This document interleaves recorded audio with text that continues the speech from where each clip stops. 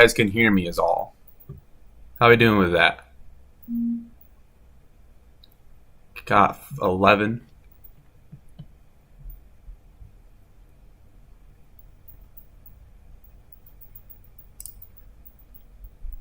Okay, I believe you guys should be able to hear me. We can hear you. Got it. Awesome. Sorry, this is the first time I've done a stream, obviously. Unless you want to count like the 2-minute long stream that I did like a month ago, just to make sure that it's technically possible. Today, we're going to be working on some Altamoros, the Altamoros project that I did. We're going to be working on part 6. If you guys are excited for that. More stuff on this project. All right. Okay. Good drawing. Thank you. So I'm going to tell you guys a little bit about, I guess, I'll tell you guys a little bit about what the actual episode is going to be about. Not too in depth though, but it's going to be touching on the Avians from episode 3. A lot of you guys might remember them. And episode 3. So it's going to be touching on the Avians from episode 3 and sort of the religion that they've developed after like the plague that kind of affected their people. Because if you remember from that episode, they had like a pathogen that killed a bunch of people, and the only people that survived was a religious group that isolated themselves by like going to a holy land in the upper atmosphere. And this episode is going to talk about the ramifications of that religion.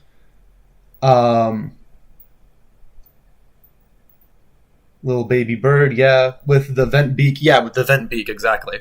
So, it's going to talk about the ramifications of that religion.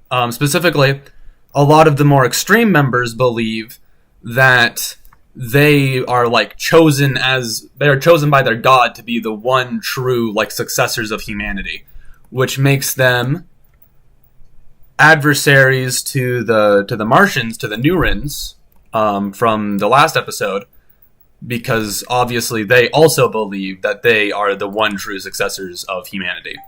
So there's kind of a conflict that forms between them. And so yeah, these guys, I guess I'll just show you like what we're working with here. So this guy, her and him are what we're going to be coloring in today, because since this is my first stream, I figured like I would be kind of be thinking of a lot of things at the moment. So I didn't want to actually draw anything because that would take a bit too much brain power for my little pea brain. So instead, we're just going to be coloring in drawings that I've already made, and all 3 of these guys are essentially like the patron saints of the Avian religion. With this one here, it's actually the baby that's the patron saint, not the woman carrying him. I just thought that's kind of fun. I don't know. And you can tell because they have the little circles above his head. Anyway, just going to start coloring.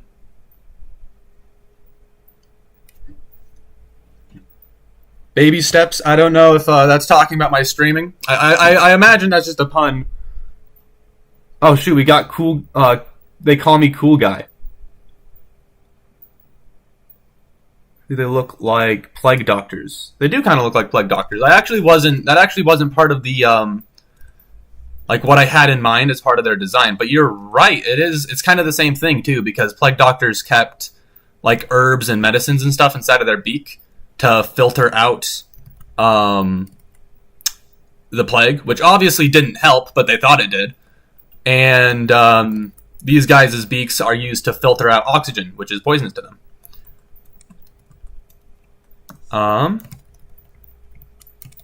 So now you guys get to watch probably the most fun part of the process, which is just trying to get the shading right on all of this.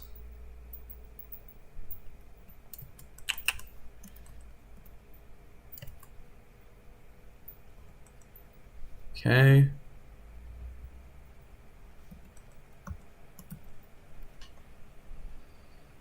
What is the purpose of the circles? So the circles don't really have a purpose. And like in universe, the circle, like in universe, these pictures of the saints aren't actual photographs. They're like illustrations, like artist renderings of what the patron saints looked like. And kind of similar to how real life patron saints will usually be depicted with a halo around their heads. That's the same. That's like what these circles are for them. They're similar to the halos that are around, like, you know, your average saint's head. And I'm just going to be stealing color from the previous saint drawing.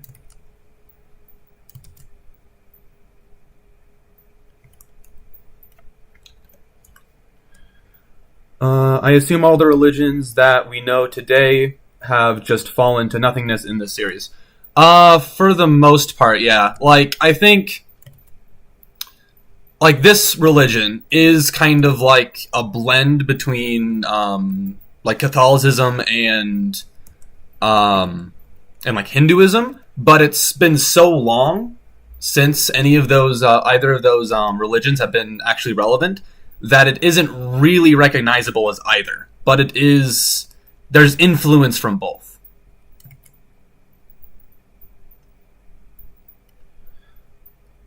Big fan. Art. Where are their mouths?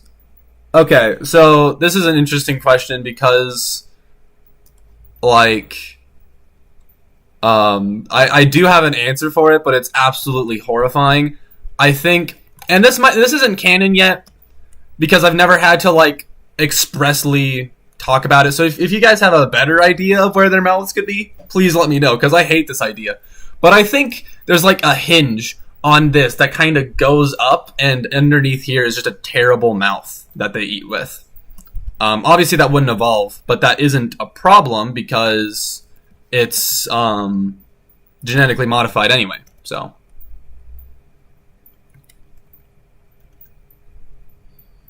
beak people. Wait, do they still have wings? Because they used to. Yes. They do still have wings. Hold on. I don't know what that frame is. Like this guy here, he's got wings, and he's... In life, he only had 2 wings, but he's depicted with 3 because he's cool.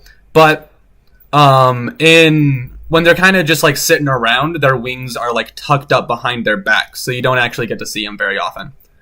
And by that, I mean it's hard to draw them, so I usually don't. Who needs Christianity when there are menacing mental orbs ruining everything you know and love? Exactly. Actually, I feel like Christianity, I feel like a lot more people would be Christian if there were, like, metal orbs going around killing people. Well, I guess just religious in general. Like, that kind of religion kind of is spurred by disaster sometimes.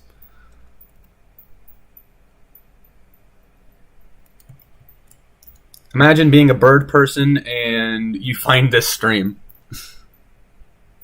Just some kid poorly drawing you guys, yeah.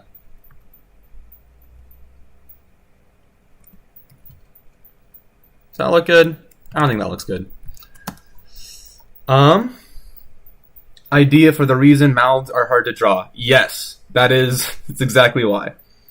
Would the Cuddlemen consider tentacle porn to be racially motivated? I don't think so.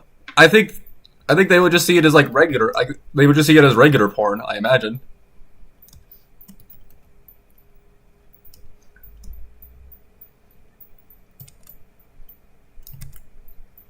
Also, I'm pretty sure I've seen that in, like, the comments before, so I like to imagine that whoever just sent that, like, was like, yes, finally he's live. I've got him cornered. I can ask him about the in-universe, about the role that tentacle porn plays in his universe.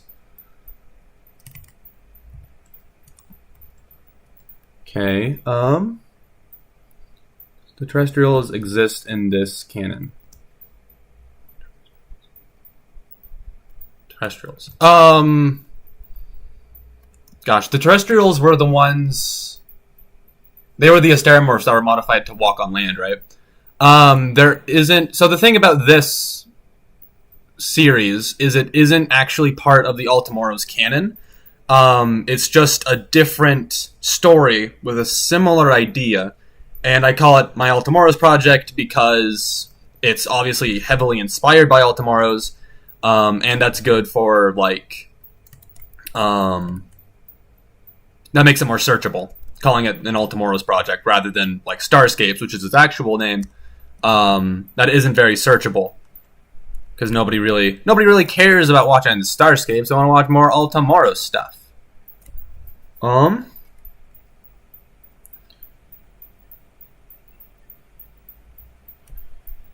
Okay. When is the ending? Okay, so the ending is gonna be. It depends on just how much of this I want to do, because I can definitely stretch it out more if I decide to, and if I have like more ideas. But right now I'm planning on. There's gonna be 2 wars. There's gonna be kind of like an area, like a time period that's like unrest, and they're worried that there's going to be a 3rd war, and then basically the end of the series. So probably, I think there's going to be 12 episodes in total. I think, maybe more. I don't know. How will it end? I'm not going to tell you guys that because that's a spoiler. I think. What if we go with that color for the shading? I think that looks nice. Okay.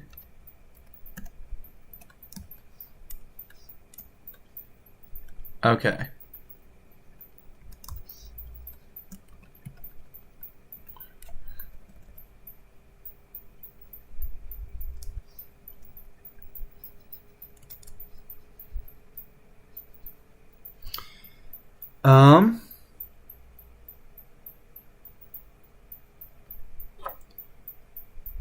Starscapes, that sounds like a kick-ass mashup of Stargate and Farscape, and honestly, I'm here for it. I don't know what Farscape is.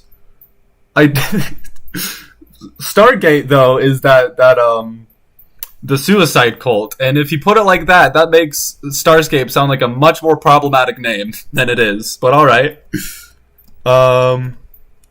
Okay.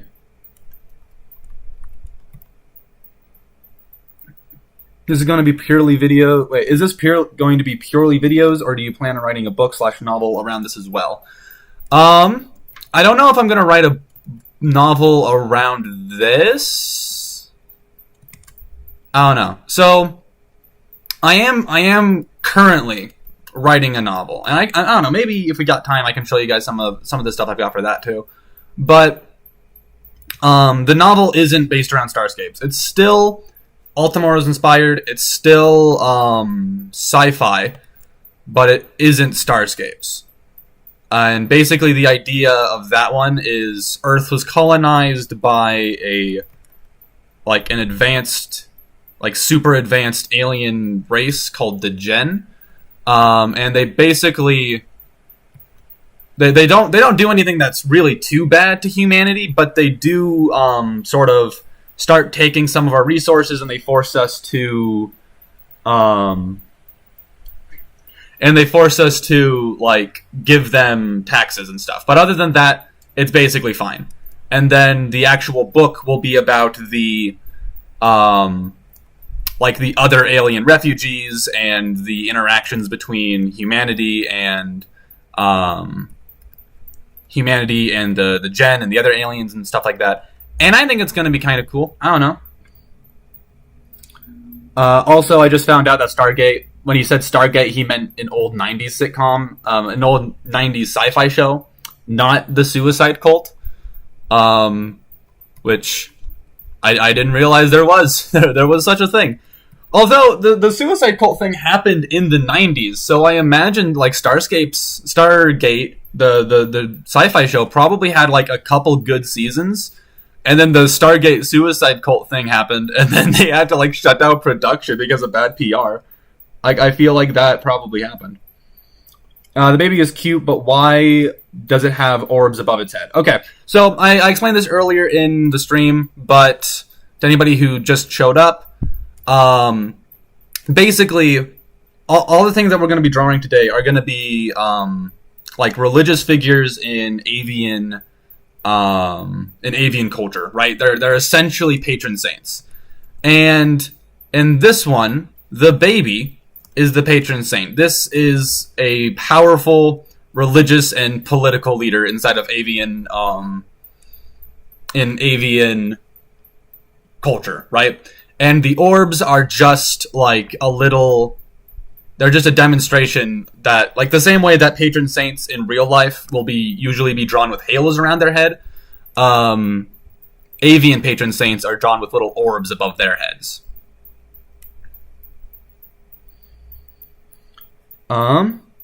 Orbs are the counterparts to human halos, exactly.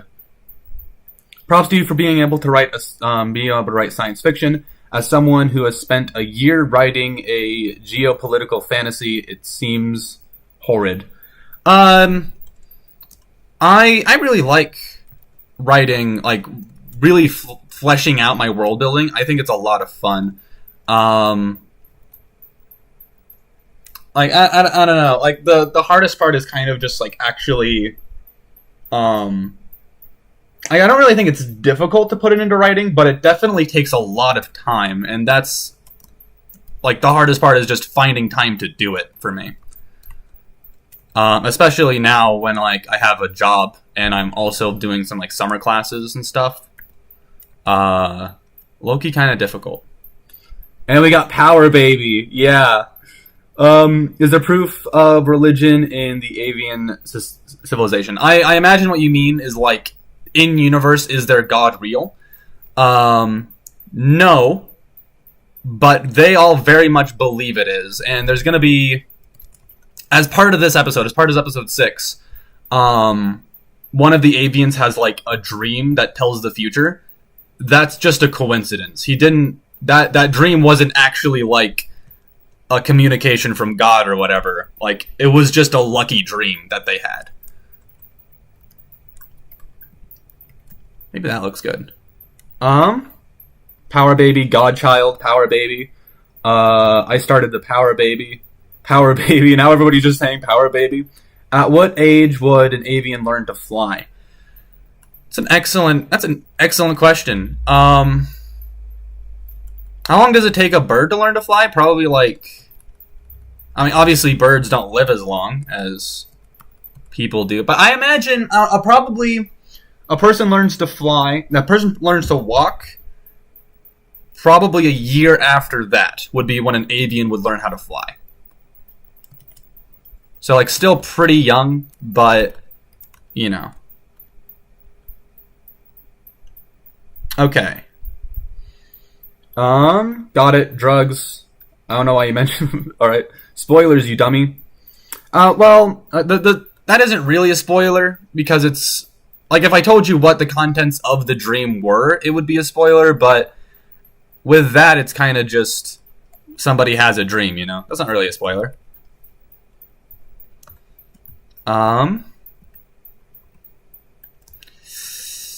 Blue? We feeling blue for, Also, I'm so sorry for writing so much per comment. Nah, Tofu, you're absolutely fine. My main man Tofu and everything. Like, comments on every video, and I appreciate it. Hello, is there any evolutionary benefit to the brake line structure on their heads? The beak-like structure on their heads. Okay, this was explained in episode 3 of the series. Obviously, if you didn't watch that, you wouldn't know. So, I'm going to explain it here.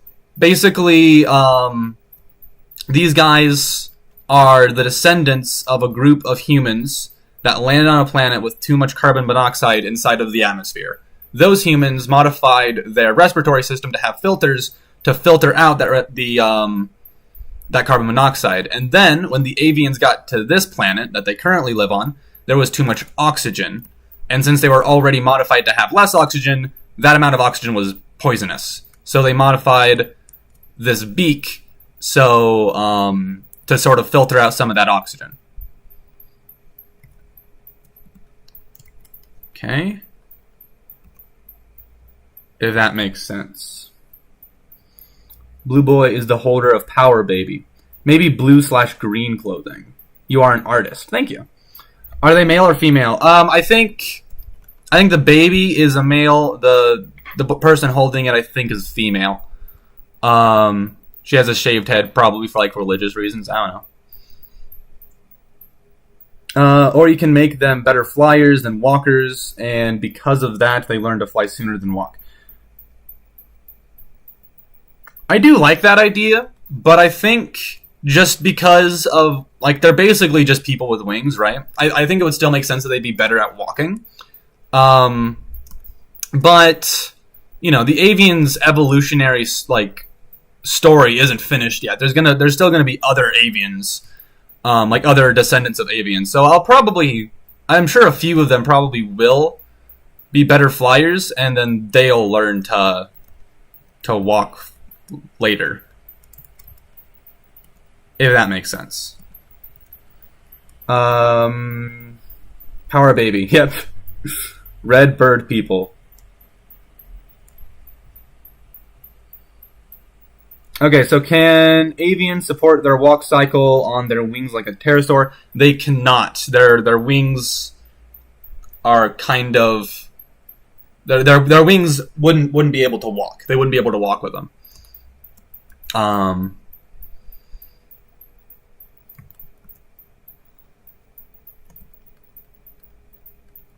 Okay. Okay, in episode 1, I didn't quite understand why the Jupitorans have black eyes. So the Jupitorans just have really big pupils because it's really dark. It's usually really dark on the moons of Jupiter. Because obviously the moons have their own day and night cycle, like they tilt on their own axis, but half of the time they're in the shadow of Jupiter. Like Jupiter is between them and the sun. So it's usually really dark. And because of that, and also they're just far from the sun anyway. But because of that, they usually have, they need to be able to see better in the dark, so they have really big pupils.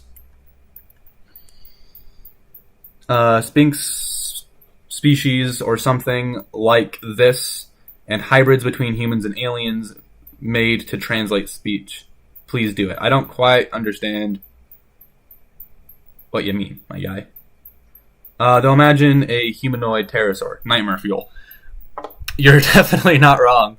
That's kind of, I mean, like that's also just like the Pterosapiens in Altamoros.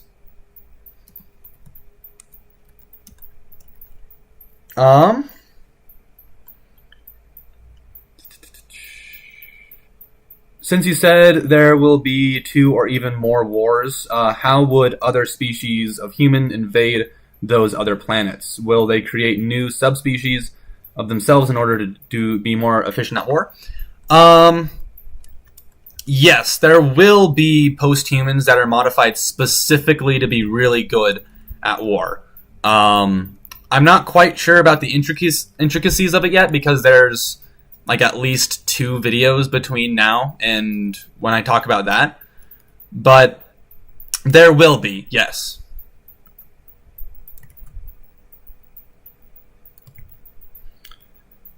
Okay, listen, do you have any plans on adding a Gravital-like species to this story?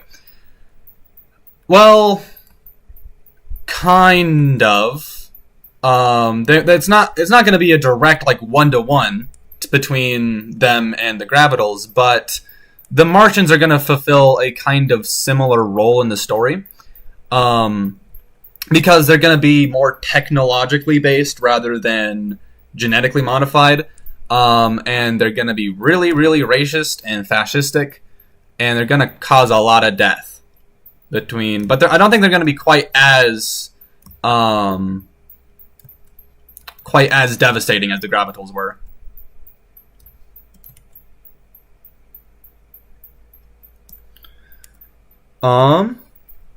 I know that most people won't agree with me, but will you give Avian fur slash pycnofibers? Well,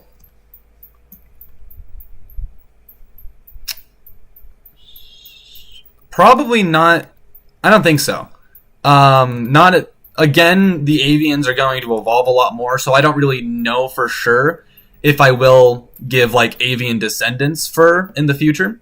But I already have like the design for the avians, and since that didn't include like body fur, like it included body hair, but not any fur, right? I think I'm gonna try and stay consistent with that. Would these beaks could be modified to make them more useful in battle? Oh, okay. So yeah, yeah, that makes sense. Like the beaks just become really long and sharp or something, so that they can stab people to death. Yeah, that could be a good modification for war, I guess.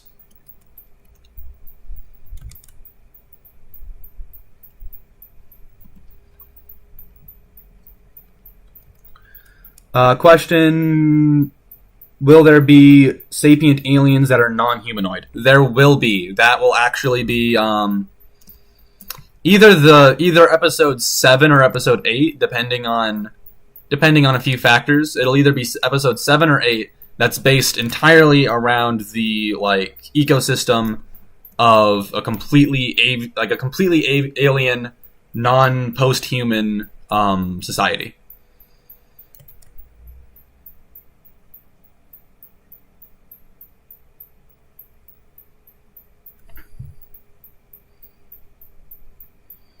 I love that a small anecdote changes into a very large, important plot point.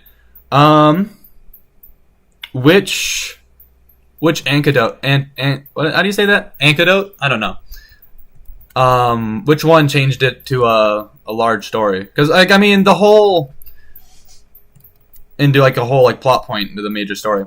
Because I mean, I guess that's kind of just like the whole plot of this, because there aren't really basically everything is kind of set up the way that I'm writing the story. Everything is built very slowly, right?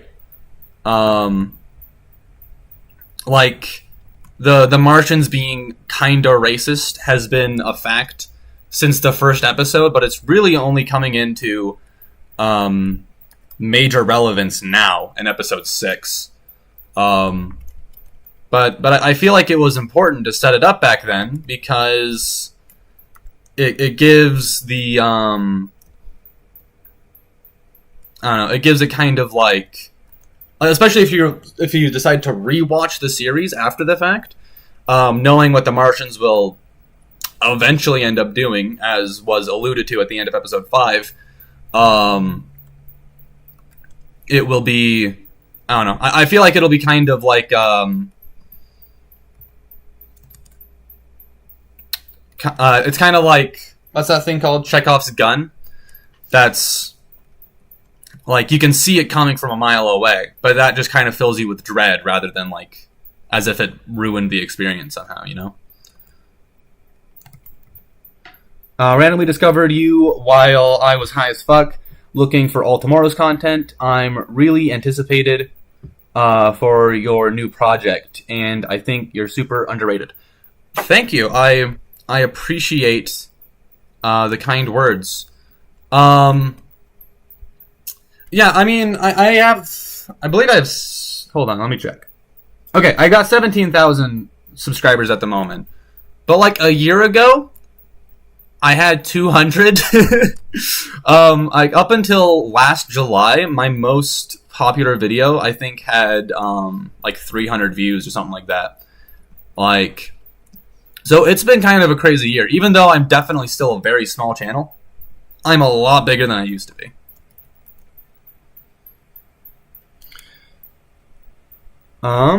Q. I don't think this series needs a massive enemy like the Q, since it has enough drama within it at the moment. Yeah, I think I mean, that's kind of the main reason why I haven't had like a singular big bad guy yet, is because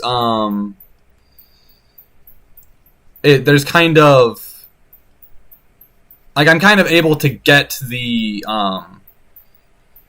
like the dramatic tension that would come from a big bad guy without really needing one, right? Just between like Earth getting destroyed by the cosmic ray or whatever, and then now them like reintroducing themselves back into like post-human society outside of the solar system. Rachel Patey says, I'm high too. I kind of figured, my man. Yeah, I said Q first. Alright. And you already hinted at a threat at the end of the last episode anyway. Yeah, so this actually... So episode 6 is going to have like a pretty big war in it, right? But it actually... And I just kind of want you guys to keep this in mind when you eventually watch episode 6. The war that will happen at the end by the end of this episode isn't the one I was referring to in the last episode. So no matter how bad it gets in this episode, just keep in mind it's going to get a lot worse from there.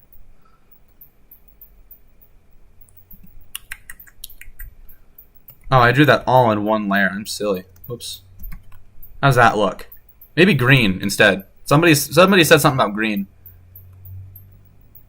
And I think they might be right. Yeah, look at that. Okay.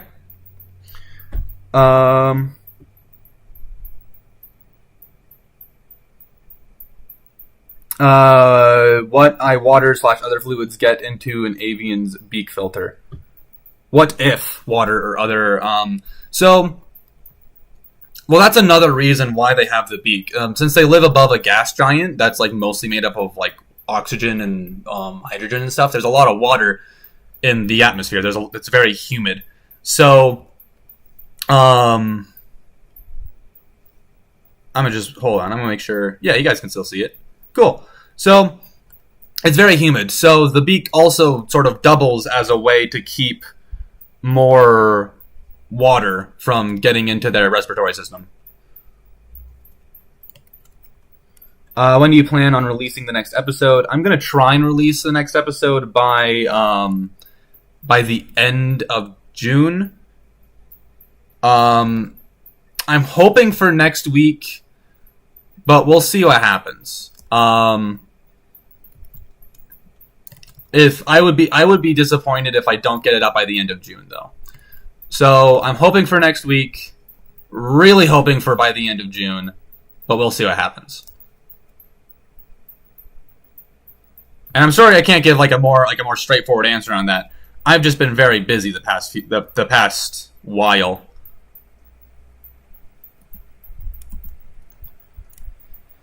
I absolutely adore this art style. Thank you, my guy. I appreciate it. I feel like your story is a little too similar to Altamoro's, even with the name, even if the name of it that isn't Starscapes. Okay, that's actually kind of interesting because, like, so one of the most interesting things about working on this series is like the criticism that I've gotten on it, because I find it fascinating, because different people will have the exact opposite criticism about the content.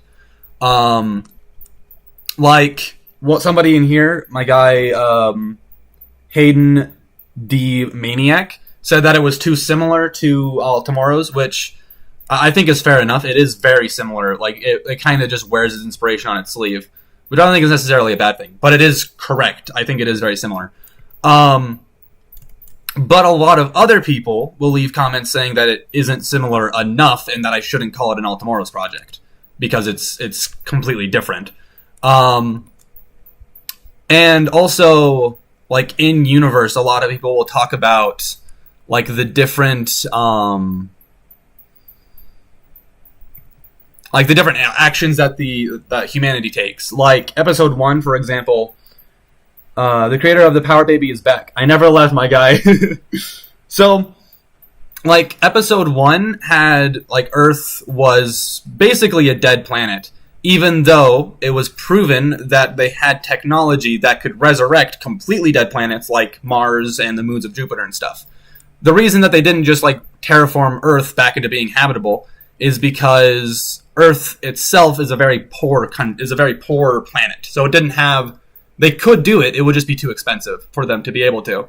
And somebody in the comments was like, "There's no way that like Mars and Jupiter would be so cruel that they wouldn't help out their mother planet."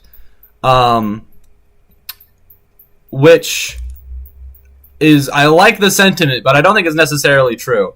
But basically, their criticism was I was making humanity out to be more cruel than it actually is, right? But then in episode 3, I got the exact opposite criticism with the Frill people who decided to change themselves rather than change the planet so that they wouldn't kill the native life that lived there. And another person was saying that there's no way humanity is so kind as to not wipe out the entire planet just because not wipe out all the life on the planet just because it inconvenienced them. Which I think is also not necessarily true. So, I don't know. I just find it interesting. I'm not saying it's bad, but people would think it's a part of Altamoros. About Altamoros would mooch off it. Okay. I think what she's saying is... Or they, I don't know. I think what they're saying is that...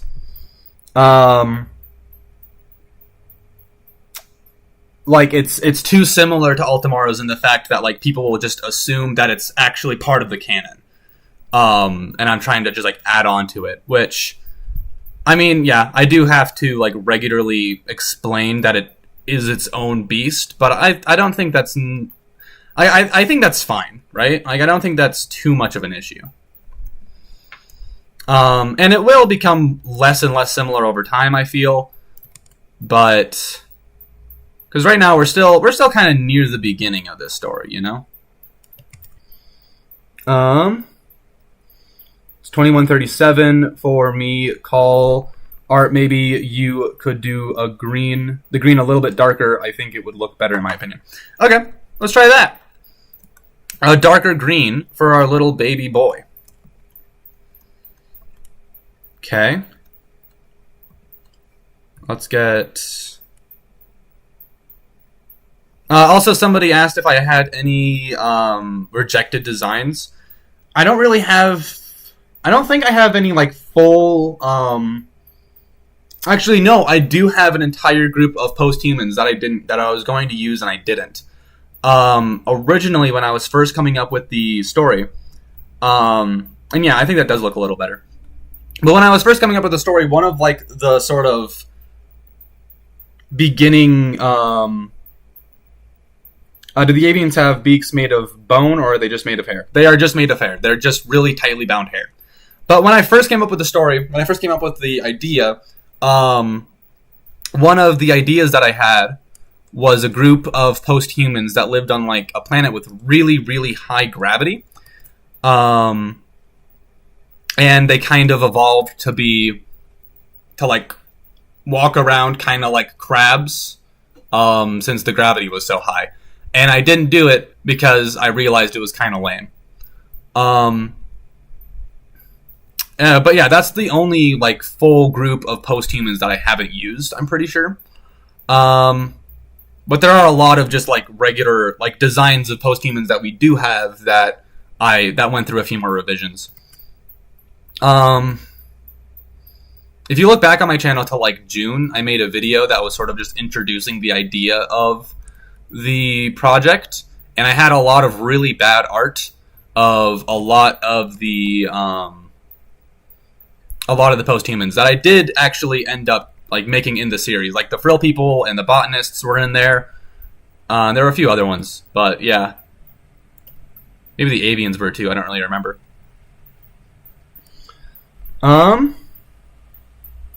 It's just my opinions. Honestly, just keep up your vision. I'm totally in love with your concept, and I really hope it gets completed. I really hope it gets completed too. I think that would be cool.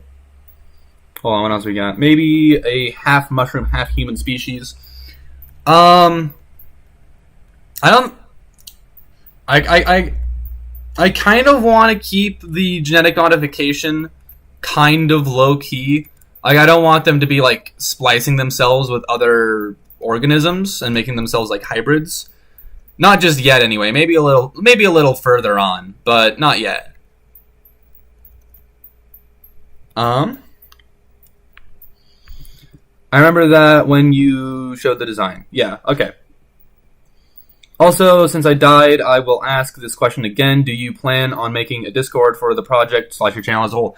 I actually already have a Discord. Hold on. I'll see if I can't put... I'll put the, Gosh, I don't know how to use Discord. Give me a second. Okay. I'll put, like, the invitation link into the description of this stream, actually.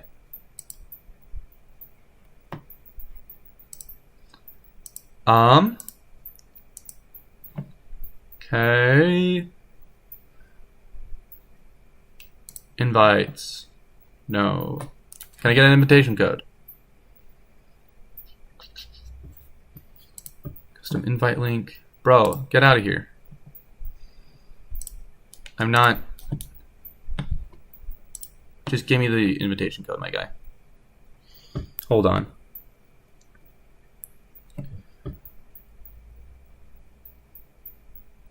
The Martians just kill, or would they modify some posthumans more like them? I think for the most part, the Martians are just going to kill people, and I haven't really decided. I might make them be kind of like a coup analog, and they'll just like modify the already like modified people to be even more non-humanoid, just to kind of like rub it in the fact that like they feel like it's necessary. My guy, just hold on. Where is the...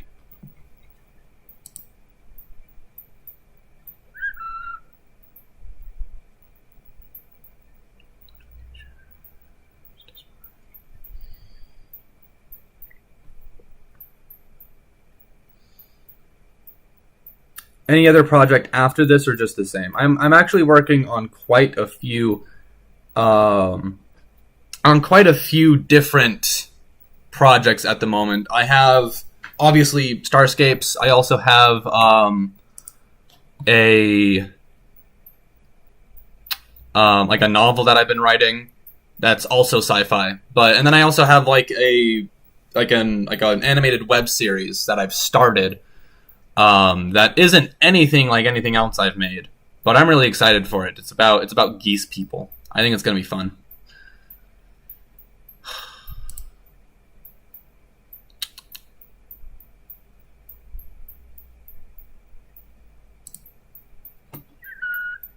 Okay, here it is. It took me way too long, but I did find the invitation link to the Discord. So, right now in the description, there should be a link to my Discord server. You guys can hop on that. It's kind of dead at the moment, but I think that's also just because there's like 20 people that are on it. But yeah. So, my girl named my account. Okay, that's fair enough. That comes from Rachel Patey. So... You need help, buddy? Yeah, it took me way too long to find the invitation link. You're absolutely right. Yeah, okay, so... Okay, so... I don't know. How do we feel about this guy? You think this guy's done? I'll draw, like, backgrounds for him later. But I think... Let's move on to the next saint. This lady. Or this one. Which one do we want to do first? I may have to go soon. No, not Rachel Patey, my main guy. That'll be sad. Man, I love iced coffee. Number 2, wings. Alright, we're doing wings first, guys.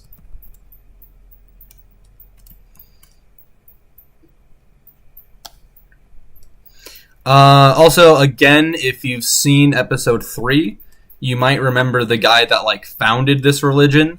This is how he's depicted. In the future.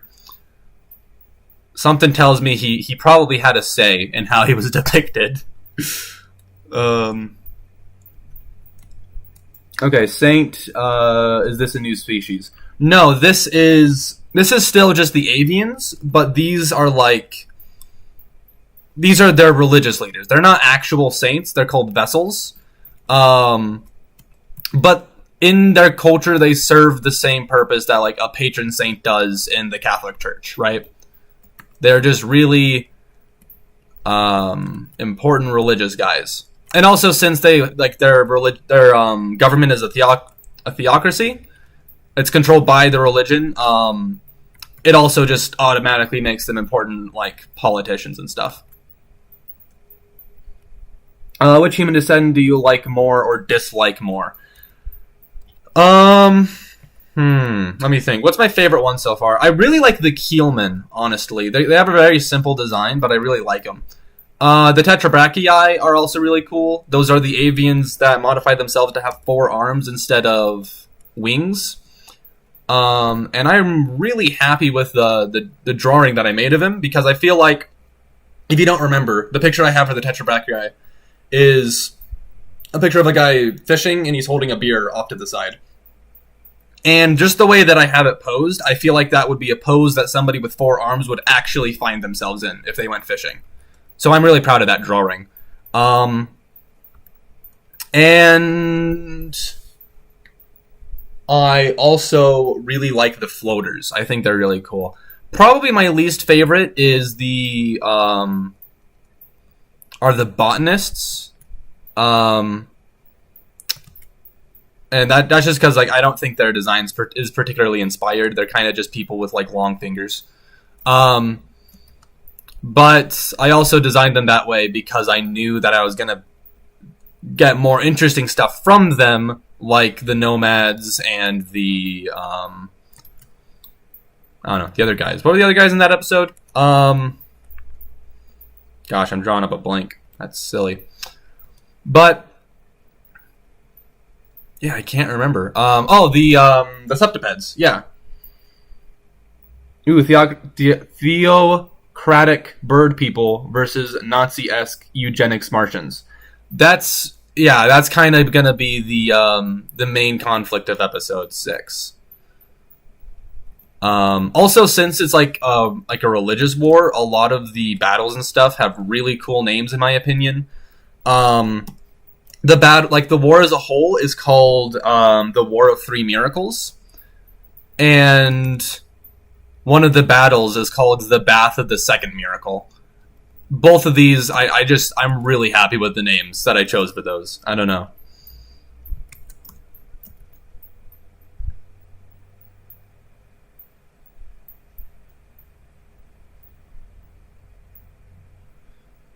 Ayo Cree, ever heard of Last and First Man? I have heard of it, yeah. Hold on, I feel like I'm doing something wrong here. No, I'm not. Weird. Okay. I have heard of it. I haven't gotten around to reading it yet. But I imagine I will eventually. That was the main inspiration for, like, Man After Man and All Tomorrows, right?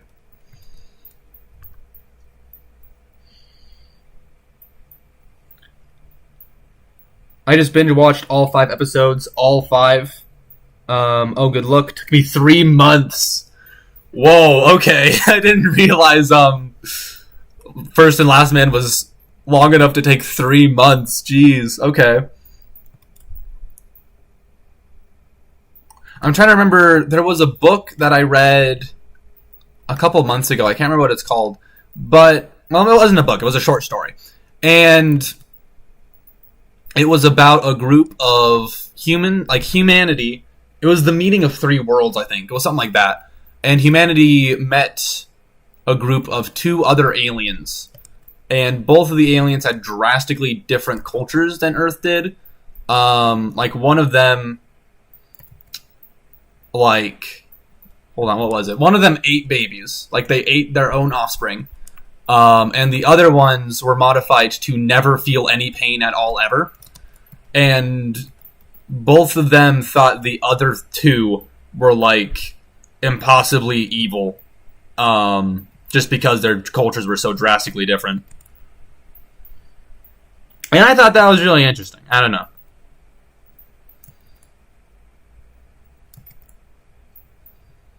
And I just brought that up because I don't know.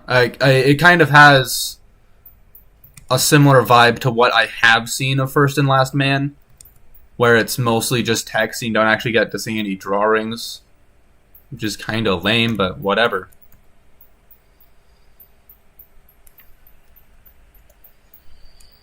Child eater, yeah. So the child eating aliens basically, like, they're like those like sea turtles or amphibians or whatever that lay about 1 million eggs every year. But their culture didn't have their society didn't actually grow enough food to support like 1 million babies. So once they were evolved enough for half of their children not to die after childbirth, they realized that they were having too many kids and decided to just start eating them. Which is definitely an approach. They should try to eat Power Baby. Dude, I think Power Baby would smite them down. This kid's too powerful for them. Actually, I needed that. Hold on.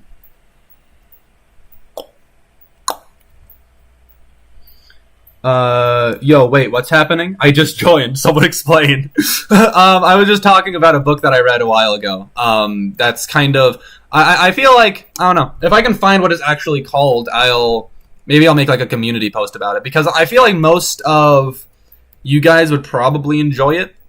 But Feed the Babies Batteries or something. The first time a YouTuber noticed me. Yeah, let's go, Caleb. Well, I mean, technically speaking, like, feeding the babies batteries would be worse because it would still kill them, but you don't even get the protein, you know what I mean?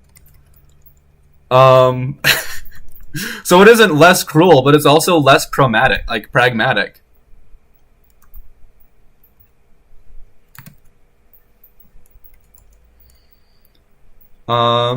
Bird, space, God, all tomorrows. This guy's just like putting in like search terms. I'm gonna say how many people are watching. We got 21 people. We got 200 views. Okay, yeah. I mean, that's about as much as I could ask for, I guess.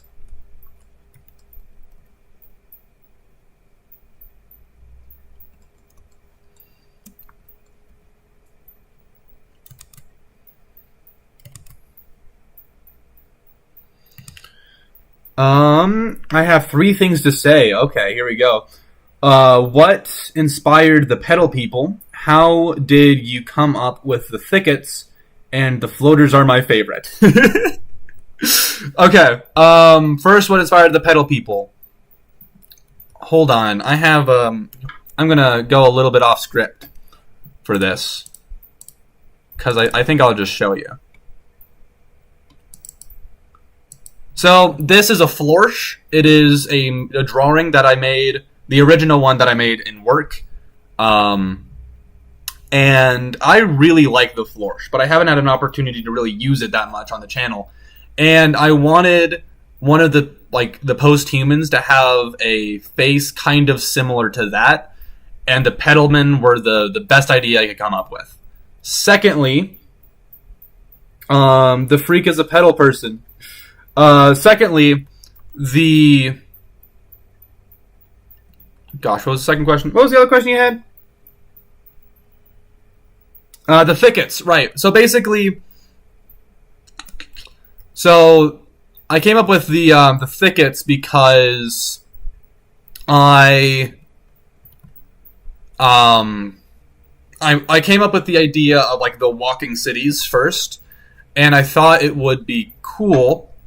And so I just thought that the idea of a walking city was really cool. But I wanted there to be kind of an evolution, so they didn't just start off with, like, towering walking cities. And I kind of wanted something in the middle to sort of lead them up to that. And the botanist already had a very, like, agricultural tree-based economy, and I figured it would make sense that maybe they would want to make their livestock into trees as well.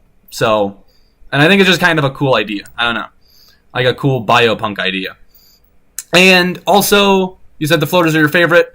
I feel like most people at this point, I feel like a lot of them really like the floaters. And then Caleb asked about the walking city. That was in episode 4, I believe, were walking cities. So if you don't know what that is, I don't know. I guess just watch episode 4, and I'm sure you'll find out shortly.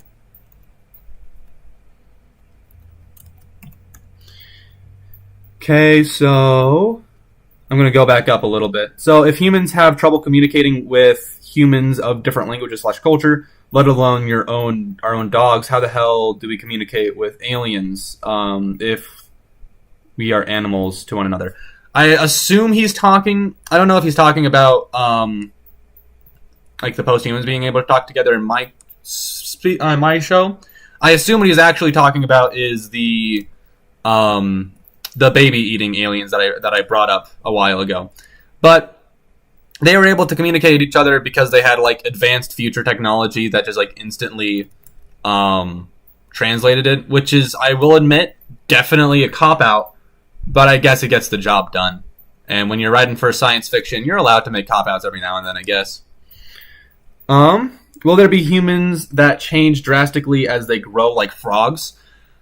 I really like the idea of there being something like that, but especially like my audience has made it very clear that they don't love it when I just kind of go hog wild with the modifications, and I kind of need a reason for everything,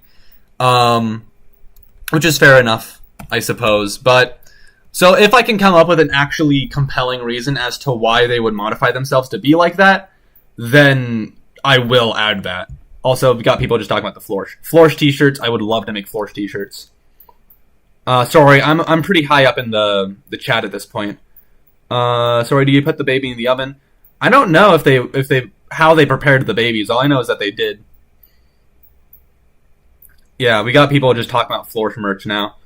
If you were going to kill and eat a baby, how would you cook it? Sorry if that's off topic. The sad thing is that's exactly on topic, my guy. Oh shoot. Rachel Patey is still here.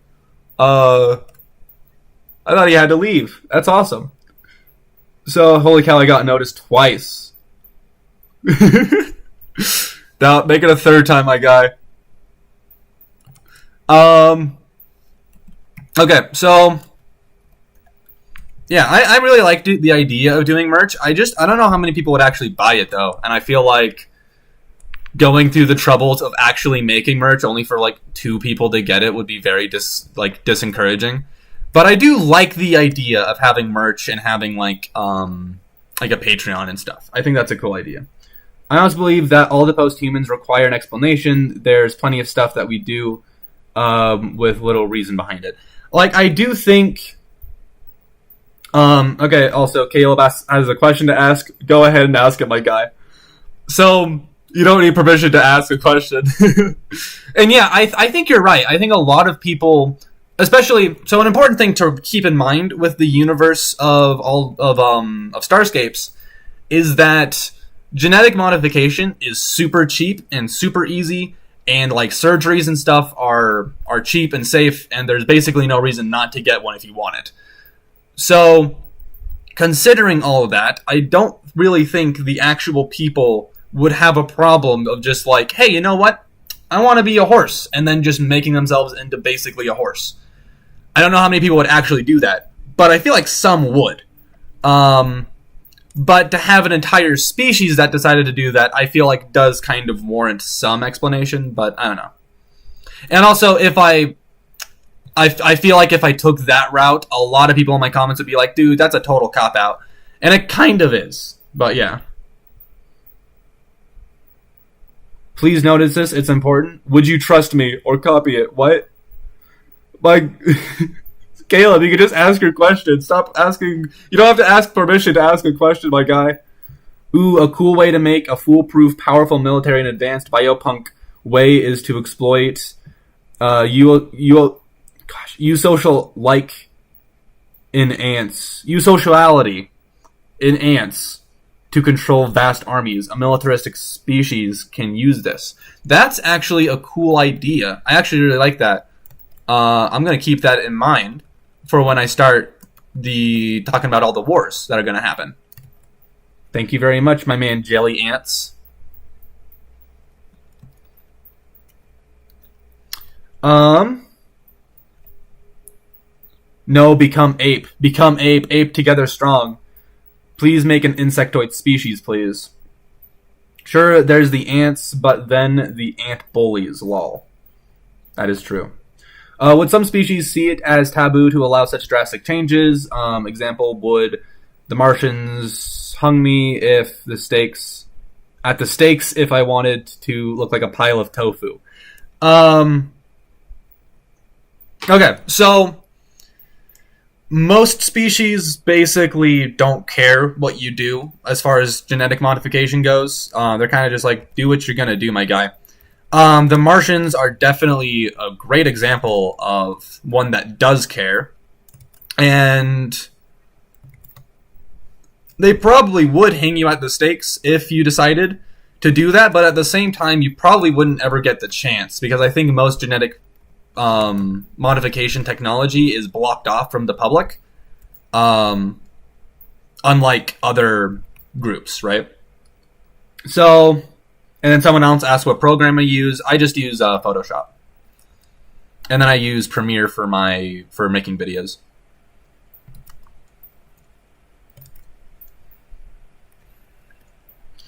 On the planet where one side is hot and the other side is cold, the two human species look nothing alike. One even has a beak, while the avians, and even though they aren't related, what's up with that? So,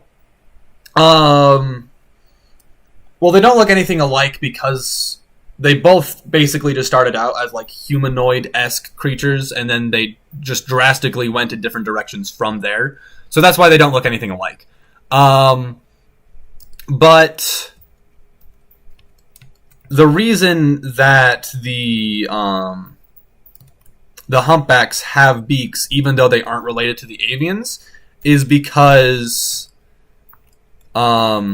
is to give them the option of like eating desert vegetation that's really tough. So they just need to be able to like break it down with their big old beaks. Even though they usually don't do that, it's a better option to it's better to have that option and not need it than to like get lost in the desert somewhere and not be able to eat stuff while you're there, you know? I'm going to use the same colors from this. Yeah, that looks fine. Okay, so not gonna lie, they kind of remind me of the South. What the Martians do, or what? Did you pay for Photoshop?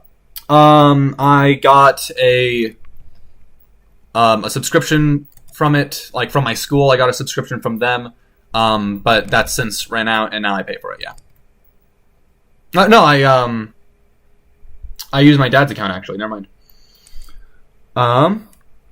It would be cool, like a rebellion where some people don't want to mutate and they like mess up the mutation or something like that. So the thing with the mutation is that nobody's forcing anybody to use the genetic modification, right? It's just that most people agree. It's completely just destigmatized in their culture, with the exception of like the Martians and some of the Avians and stuff like that. So for the most part, everybody's on board with it, and they realize that, and like as new ideas for what they could genetically modify themselves to better suit their environment come, more people just on their own decide to conform to those genetic modifications. It isn't really like a centralized act of people deciding we're going to genetically modify everybody into looking the exact same way. It's less decentralized. It's less centralized than that. Something that bugged me about the tidally locked planet is that the sides of the tidally locked planet don't stay like that forever. They change once a year.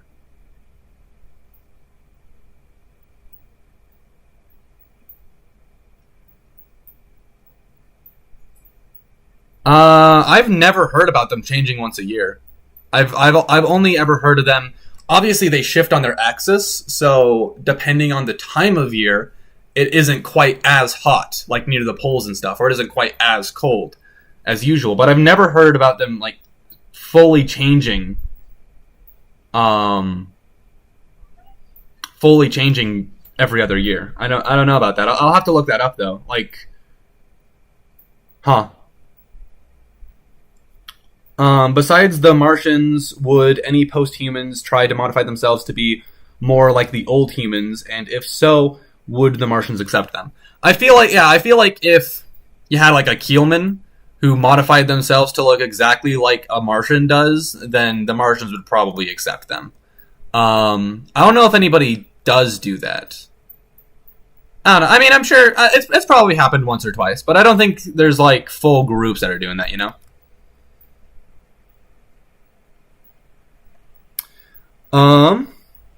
Are you working on a religious post-human or a soldier? This is a religious leader, not a soldier. But he's depicted this way because he's like fighting against sin or something like that. I don't know. I could be wrong about the tidally locked planet. I think you're probably thinking of something else. I don't doubt that there's something like that out there, but I don't think it would be a tidally locked planet, you know? Also, an idea that came to my mind: what if any avian that reject their religion or commit serious crimes would get modified into pterosaur-like monstrosities that would, BEVCEPT. That would be kept and bred. Okay, that would be kept and bred for future wars. That's not a bad idea. I kind of like that. Again, I'm not really sure where I'll put that in there. But if I find a place that I can sort of like where I can put that in without it seeming out of place, I will, because I do like that idea. And a lot of avians, obviously, as we saw in episode 5, a lot of avians have left Malona, which is the avian home planet, and have just gone to other planets. So but I don't know if they had to escape from Malona or if they were able to just like move away, you know? I'm wondering, can the furthest humans interbreed like if a Keelman got with the blind folk? So it depends, because like the smallest, okay, so like the absolute smallest post-humans, I don't think would be able to get with the absolute biggest post-humans, just because, you know, they don't got the right hardware. But discarding that, I think they'd be able to use enough surgery to make them compatible enough to be able to breed. Yeah.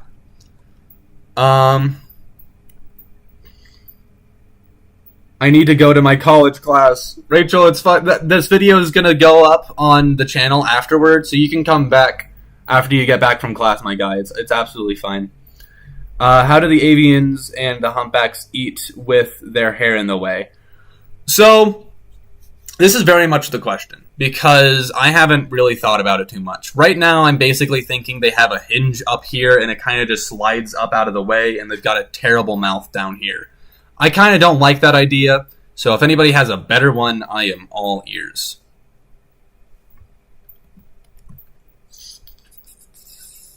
Hey, if you could genetically modify yourself, what would you do? I'd probably just elongate my arms and fingers. That way I could scratch myself in a part of my back I can't reach. Okay, this is what I would do. I would just have a smaller back. That I would have, like, my elbows wouldn't be confined to any like joint limits, and they'd be able to just go all the way around, and I'd be able to reach back and scratch my back anyway. So, excellent question though, Milky Juice.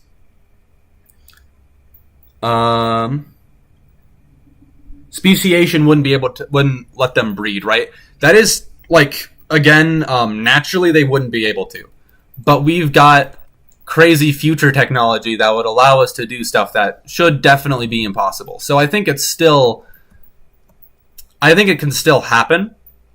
Most of the time, I just think it kind of doesn't, because I don't think like a keelman would find a wrist fin to be attractive, you know.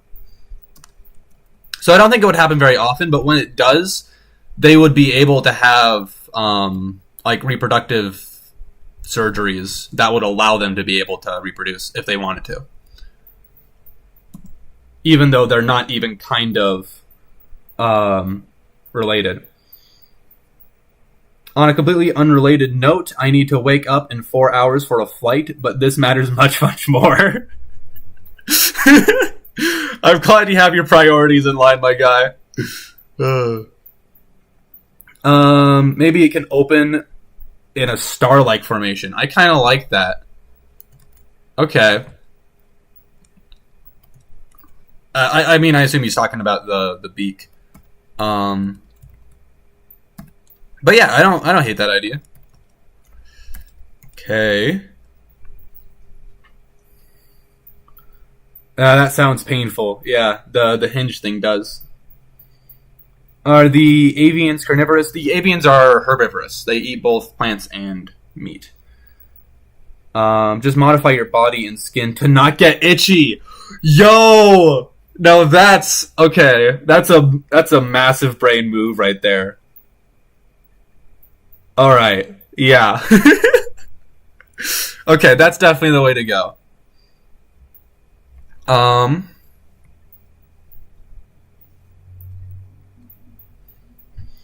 Okay, so in the black circle on the dude's beak, not counted as a mouth. Okay, so it isn't a mouth. These circles here are so since the avians live further up inside of their planet's atmosphere than they were originally made to, there's less oxygen, right? So they started drilling holes inside of their beaks so they'd be able to breathe.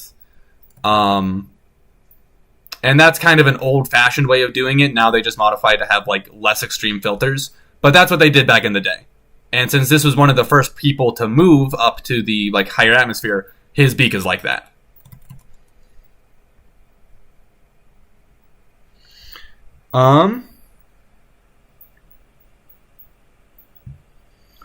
Okay, so I mean, true, I could do that, but with the long fingers, I could. Yeah, okay. So we're still just talking about the genetic modifications we would want, and my man Milky Juice is hard set on having long fingers. A way it could work is almost like it's separated in 4 parts that can all open and close on their own, if that makes sense. If not, I will explain it better. Yeah, no, that makes sense. Like, it kind of just, like, there's 4 little seams in here that would have it split apart and then come back together. That's kind of like... Hold up. I'm going to go on another tangent. And that's kind of like... this guy that I drew. It's like this guy. We look at his beak. There's 4 little sections and it opens up. When you want to gene edit your lungs to process more oxygen efficiently. So, yeah, they definitely could have, but just culturally, their ancestors just modified their respiratory system, to like filter stuff out. So that's kind of what they did because that's what they were conditioned to do. It's definitely not the most effective way of doing it, but that's what they did. I suppose there could be some form of conversion for humanity to posthuman gametes. No idea how that would work, but anything's possible, right? Anything is possible. This is the future. All my visions of the avian eagle grabbing its prey are gone. I'm so sorry. I got a question. Why does he have 6 wings? Okay, back to this guy. So this guy has 6 wings because he is like the founder of their religion. So he's like very heavily romanticized inside of their culture. In life, he doesn't actually have 6 wings. He only had 2. But he's depicted with 6 wings because it makes him look cooler. So yeah. I would modify myself so that I could rewrite my own genetics autonomously on the fly so that I could effectively shapeshift. That's a cool idea.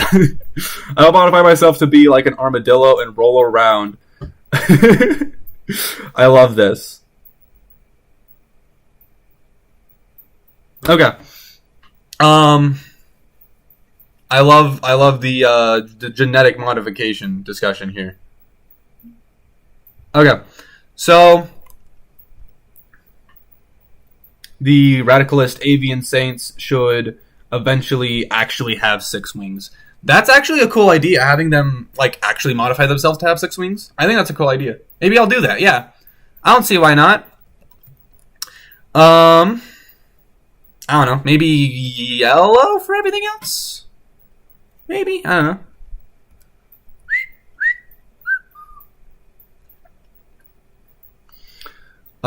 Would Martians modify the other creatures on their planet to fit the mold they deem fit? They would, yes. The shield looks like a Wii Fit trainer pose. May or may not be a Wii Fit trainer pose. I don't think it was. I drew this a while ago, so I'm trying to remember why I decided to make it look like that. I think I kind of just wanted something that felt like that one drawing of like Da Vinci's man that has his arms all spread out. But I didn't want to actually just have that, so I made this instead. What animal would you make intelligent or sapient if you had the ability to do so? I think spiders. I want to see what they're up to. I want to see what they're thinking, you know? I feel like spiders would have a lot of interesting things to say. That reminds me, yesterday, my friend called me. I woke me up with her phone call, because she can't remember what she was doing. She was like getting dressed or something, and there was a spider that was like hanging on a web on her ceiling, and she called me for moral support while she killed it, and I thought it was so funny.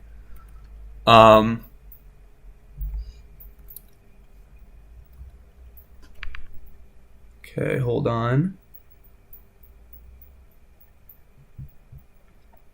Okay, so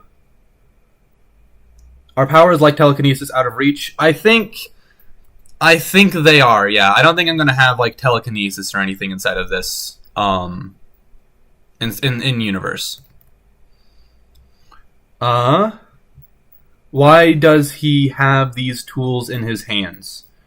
Okay, so these are also these are kind of just like religious symbols. I don't really know what they represent because I didn't fully flesh out the religion yet. But this shield is symbolically important in some way, and this is kind of like their version of a sword. Once I start like actually coloring it, you'll see. But it's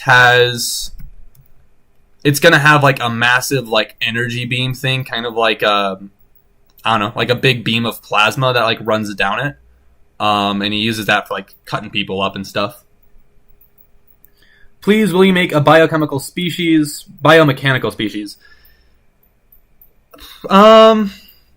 Again, I'll think of it. It depends on what I decide to do. But whenever I play Smash with my cousins on Nintendo, I always play as a female Wii Fit trainer, as you should. Screen, I'm pretty sure there's a book where some scientist just makes spiders sapient and they watch them evolve over time. If you remember what the book is called, I'd be interested in reading that, honestly. I have a good idea. What's your good idea, Caleb? I would make my brain bigger and my eyes more effective. And also, I would make the tendons in my fingers and muscles much faster for gaming and hand-eye coordination. Again, we're back to the, what would you do if you could modify yourself? So, a lightsaber. Yeah, it's kind of like a lightsaber, yeah.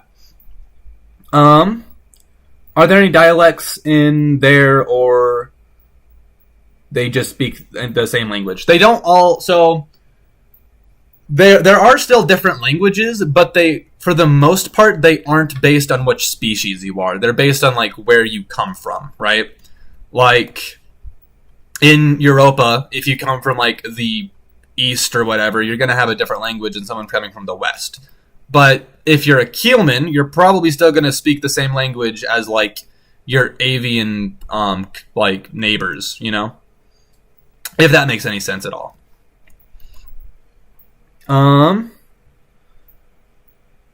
The closest to telekinesis could be biological versions of nanobots. I actually do have an idea for like a group of people that uses like that has like eusocial nanobots that they control. But again, that won't be for a while, so I don't know. Just be prepared for it. I think you should model one of these thingies to look like the tree aliens in the Dark Crystal. Oh, I'm gonna look that up once I finish streaming, because I only barely remember the Dark Crystal from when I watched it as a kid. But I think those guys looked cool, if I remember correctly. For example, a group of posthumans that landed on the planet and got infected by a virus that sort of worked like Stone Man syndrome, except over time this virus would morph into their genetic code. I mean, that's an interesting idea. I don't really know what that's for example to. I think I missed your first comment, which is unfortunate. Creed, the book is called The Children of Time. Quinn's Ideas made a video on it, if I remember correctly. All right, I'll look at that. I'll like write that over here because that sounds cool. Children of Time, with my terrible handwriting.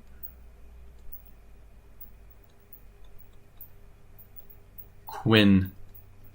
What was he called? Quinn's Ideas? Yeah. Hopefully that's good enough that I'll remember what it says after I'm done streaming.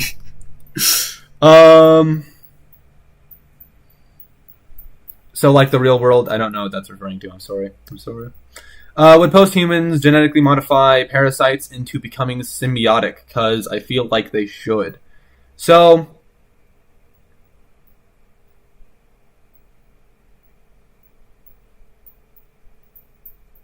well, I feel like they would probably just genetically modify viruses to more or less leave them alone, rather than making them straight up symbiotic.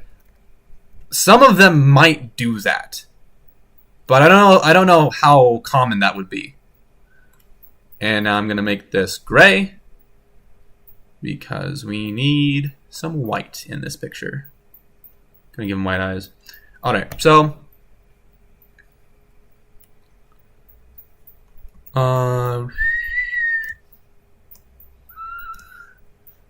and I'm going to warn you guys right now, this plasma thing that I'm about to draw very well might end up looking really lame by the end of stream.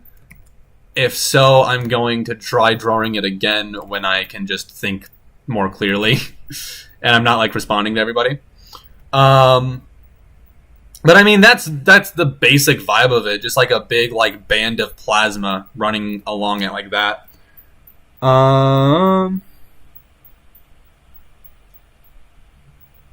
Okay, so ain't that like Altamora's literally? Hold on, what did Milky just say? Oh yeah, the virus thing becoming symbiotic.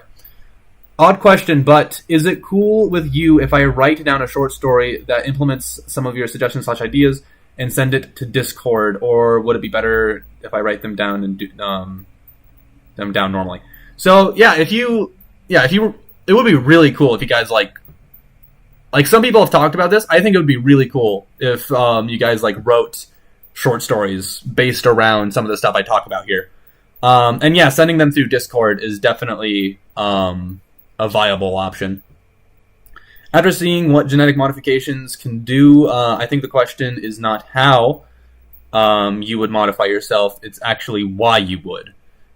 Yeah, that's definitely something I have to consider greatly before I talk about one of these guys, because like half the people in my comment, if I don't come up with a compelling reason as to why, half the people in my comment section would be like, yeah, but why would they do that? But yeah. So I agree with that. Interesting, their beaks have simple holes in it. Yep. Do they just filter in organic particles as food? So again, I've explained it a couple times in stream, but it seems like new people keep showing up. So I guess I'll explain it another time. The beaks. So this is an avian from episode 3 of my Ultimoros project. And I explained this in that episode, but if you haven't seen it, basically the beaks act as a filter for their respiratory system because the atmosphere of their home planet has too much oxygen in it. So, and it also has too much water vapor. So they modified themselves to have these beaks to keep oxygen and water vapor from like poisoning them and drowning them to death. It's kind of like a plasma saw. Yeah. We've seen glimpses of them throughout the videos, but what animals and pet would posthumans have modified or domesticated? And what Martians just straight up have dogs? So, okay, I'm glad this came up because I wanted to talk about it in stream, but I completely forgot about it. Because the animals are they're not fully fleshed out, but they are kind of fleshed out throughout the course. I've been kind of fleshing them out. So the most common livestock is a whinniper. And a whinniper is a genetically modified ancestor of, or descendant, rather, not ancestor. I get those two mixed up. But is the modified descendant of Earth rabbits. And the reason that it's from rabbits is because the people on the space stations, that like on the generation ships that were going from planet to planet, used to keep rabbits because like they didn't take up a lot of space, they reproduced quickly, and they were fine to eat. And then when they got to the planet and they needed animals of labor in order to do stuff, they just modified the rabbits into being like big oxen-like creatures, right? Hold on, I'm gonna see if I can't find a picture of a whinniper real quick, because I just think they're kind of cute. Should be episode 4.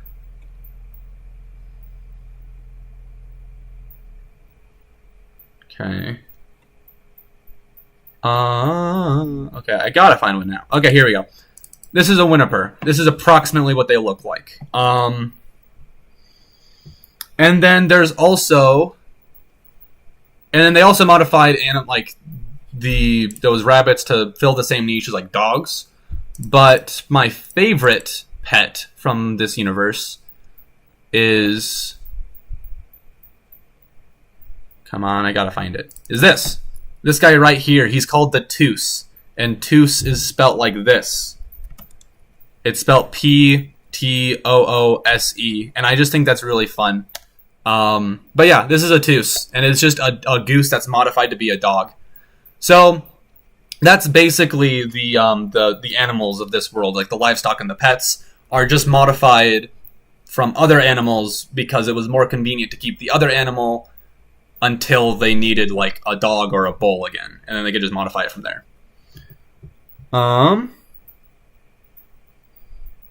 It's kind of like yeah, okay. So hold on. Let me think. Oh shoot, Tofu and everything had to leave. That's so sad. In Automoros, the parasites evolved into giving advantages to the hosts, like venom and stuff like that. While in this case, it'd be like tapeworms that help digestion instead of starving you. Yes, pretty much. I think that's a cool idea. The main reason that I wouldn't actually involve that, like in a video proper, would be because, like, I already leave out a lot of details just because I don't want these videos to be super long, because then it would take even longer for me to make them. And we all know it takes long enough as it is. But that is a cool idea, and even if I don't like put it in like any official context, just know that yes, they are modifying their parasites to be more beneficial to them, because I like that idea. Maybe tardigrades could be immortal. I don't know, but tardigrades don't have immortality. They just dry up to hibernate in space in super hot stuff. That is true. I think I missed some context there because I was talking about the Tooses, but yeah, you're not wrong. What else do we got?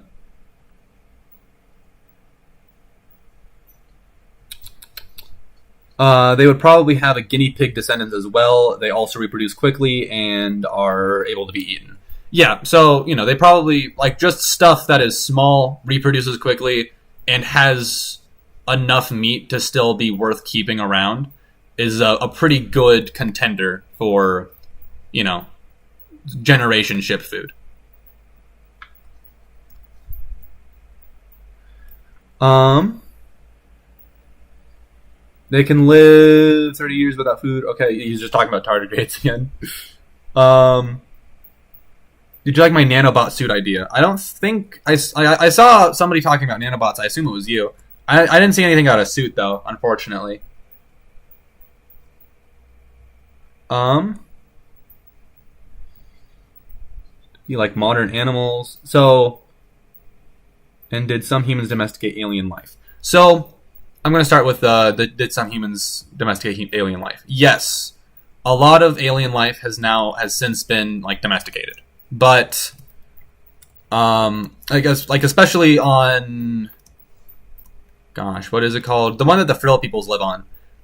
There's a lot of alien life that lives on there that they were able to domesticate, and now it just basically serves the same purpose as like animals of labor.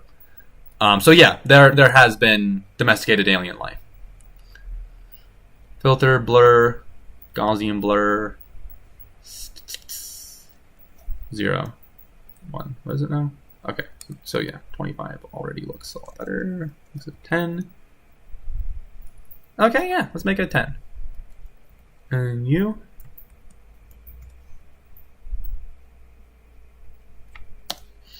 Okay, so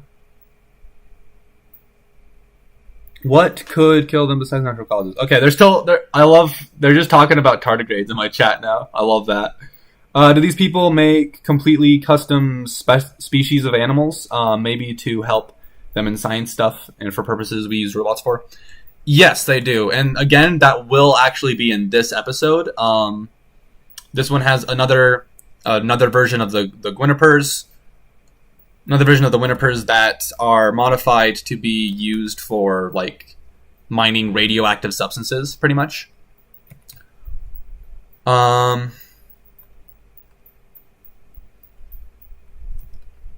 Okay, I'm way out of my wheelhouse with drawing this plasma saw, and I'm also like the first time streaming, so this is not going to end up looking good, but I'm hoping it'll just give me something to base it off of. Okay.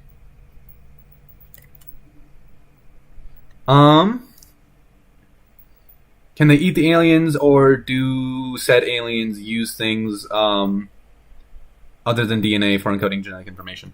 So yeah, the most aliens would be inedible. I don't think most of them would be like poisonous or anything, but like they're just kind of casually inedible. The same way that like cardboard is, there's no point in eating it.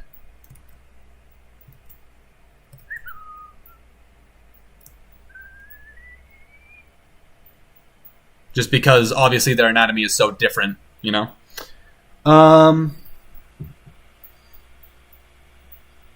Y'all should search up Novosaurs. They'd be cool pets. They're birds modified to be more like dinos. You could also have colorful mammals like different colored tigers and pets with genetic engineering. I imagine birds that are basically just dinosaurs would be a pretty common pet to have. But yeah. Do Martians believe that they're exactly like old humans, or do they know that they are just close? I think they do realize, because it's not like pictures and stuff don't exist anymore. Like they still would be able to look at old pictures of now ancient humanity from like the 2000s, and they'd be like, okay, we're a little different, but we're pretty gosh darn close, right? I think that's as good as the plasma saw is going to get for right now. I guess I'll keep the gray background just so we can actually see the plasma saw. But would Martians have their animals change to change to modern like animals and pets? I really want to know. So yeah, I imagine most of their animals would basically just be like a dog, right? They wouldn't have like a goose dog. They would just have like a regular Earth dog. I'm pretty sure. Although I'm pretty sure, although I don't think it would be uncommon to see like something like a Winiper on a Mars ran planet. I just think most of them would have regular Earth animals, you know. Okay.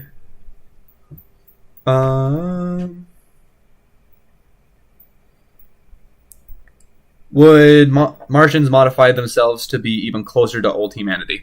They would not, because at this point they see themselves as even superior to old humanity. They basically what their beliefs are is that old humanity, like natural unmodified humanity, was really close to being perfect, and then the Martians modified themselves a little bit in order to achieve perfection, and now they don't need any other changes.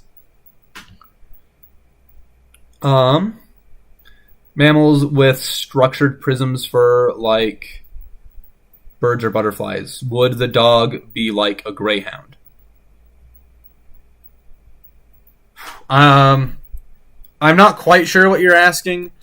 I assume you mean like, are the specific dog breeds just the same regular human breeds that we have? And I imagine they'd be pretty close.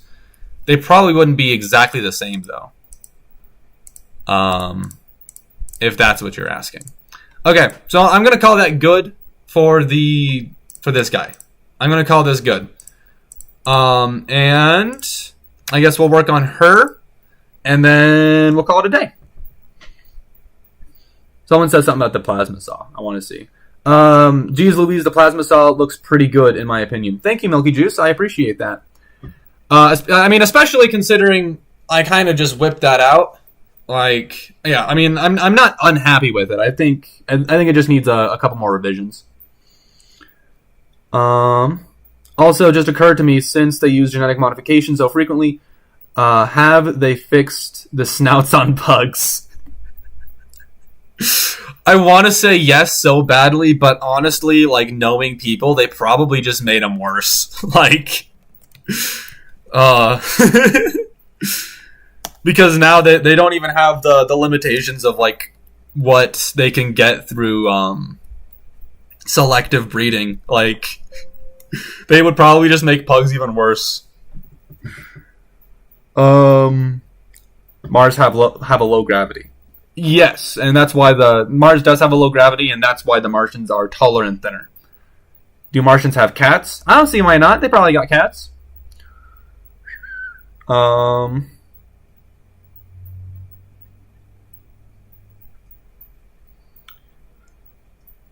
Jelly Ants and Caleb Sanders are just talking about snails, and I love it. Like, I feel like they're too far into the conversation now for me to be like even go back and try and understand what they're talking about. But they're just screaming about snails, and I love it so much. Okay. So yeah, this is gonna be the last coloring for the day, and then I think we'll call it. But yeah, this has been pretty fun.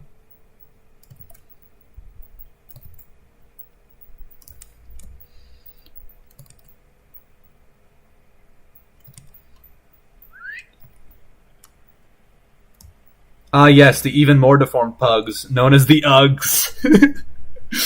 No, not the Uggs.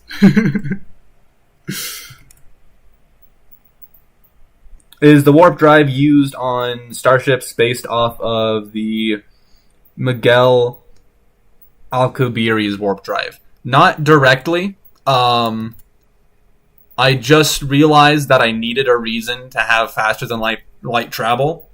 Because if I didn't, then everybody would yell at me. So I just kind of like looked up the first thing I found, and the first thing was the warp drive.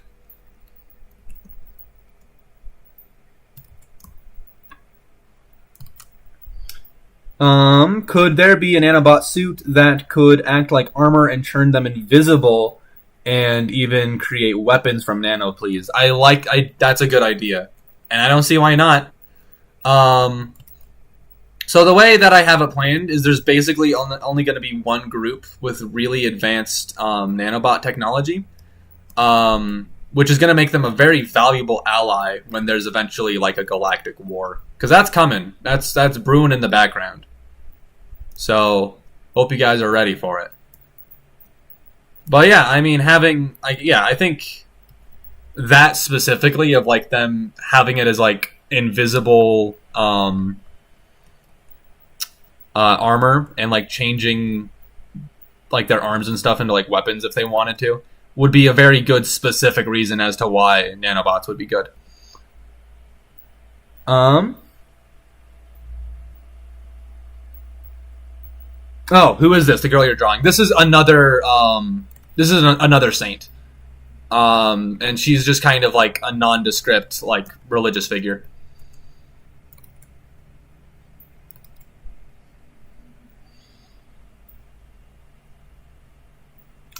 Rachel Patey is too high for class. That's completely understandable. If the Martians would start to colonize planets. Again, I feel like I missed part of that question, but it's all right.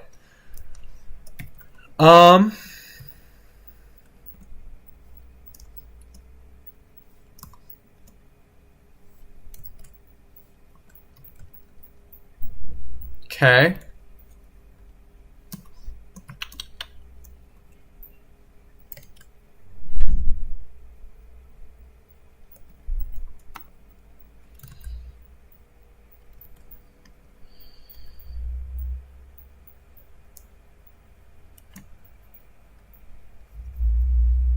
I'm gonna check how many people are watching again. Okay, so we got 300 views total, 23 concurrent views. Okay. Oh, cool. Are there any biomechanical vehicles?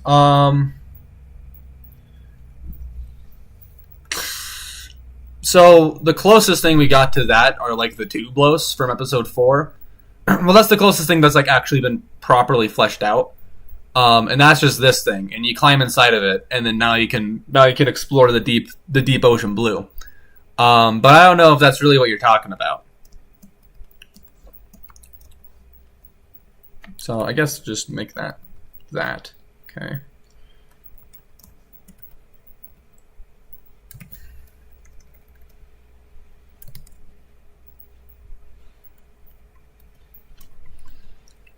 Okay, and steal that.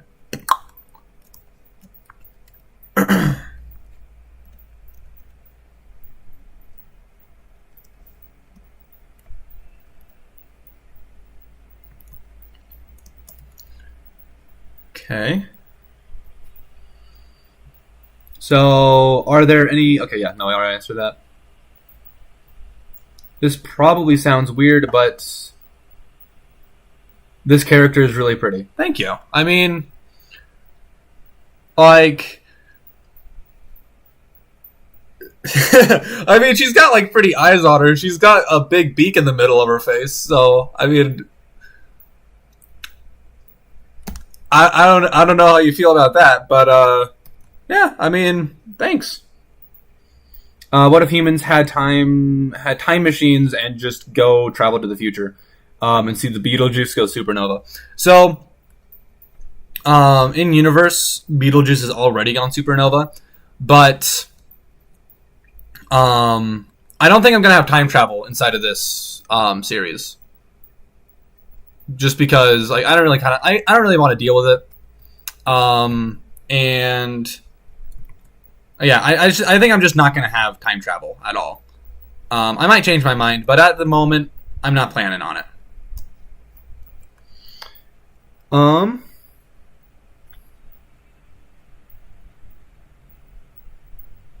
Maned rats have naturally modified fur for rubbing poison on it like they're in Africa. That sounds interesting. So do you think there would be illegal animal fighting like we do with chickens, etc. in real life, but in your world, they use genetically modified animals to modify it to fight. It could even be legal. There's definitely, I mean, I imagine there's probably like legal animal fighting depending on what planet you are, but there's definitely like illegal animal fighting rings, 100% in this world. Again, I don't think I'm gonna be talking about them all that much inside of the actual series, just because like that's a little bit off topic from what we're actually talking about, but they definitely exist.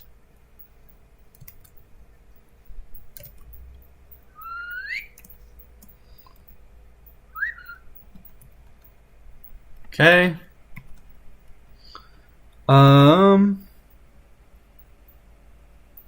I vote no time travel if I'm honest. And then Caleb loves snails.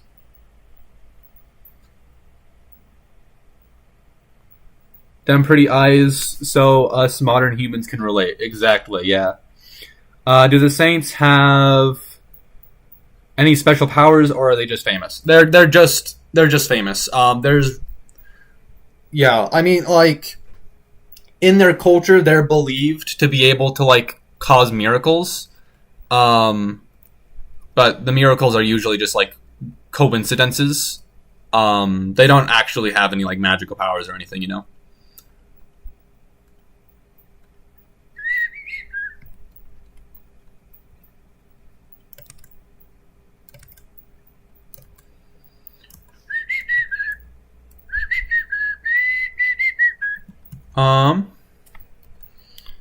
What else we got?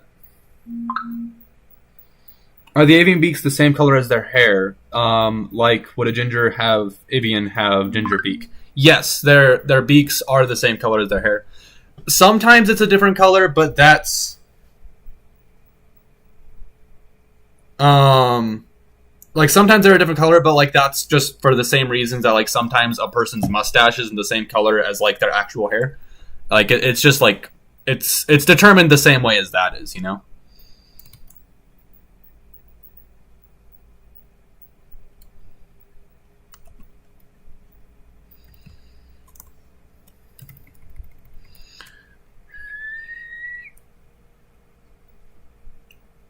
Blue beak.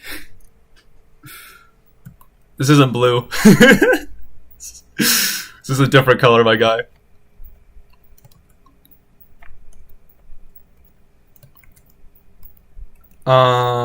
Should we have hair strands in here? Probably. I don't know why I didn't draw those in before.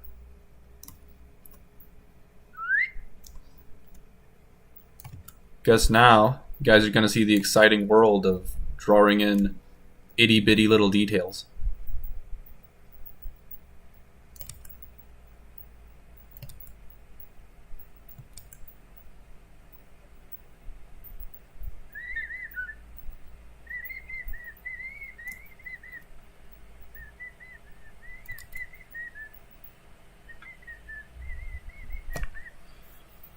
Do you think there will be any main antagonists after the big galactic war? I'm especially referencing the coup. If not, would there be any other intelligent aliens not deprived from humans? So the coup aren't going to make an appearance inside of the show since it isn't in the same universe as Altamoros. But there will be other alien life that is not posthuman in any way. It's completely alien, and that will be either episode 7 or episode 8. I'll talk about those guys. Oh, in some avian anime, the main heroine will have pink hair and a beak. Yeah, you're completely correct. I'm sure that will happen.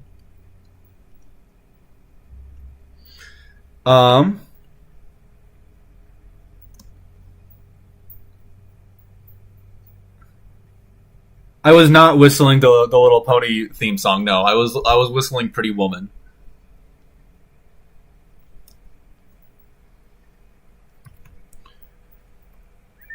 Can you your beak? I don't know. Cool thing that could happen with future tech. glow-in-the-dark tattoos. I think I talked about them having glow-in-the-dark tattoos in episode 1, the Jupitorans, but I wasn't able to draw them because I was still really bad at art when I made episode 1. So, in universe, the Jupitorans do have glow-in-the-dark tattoos.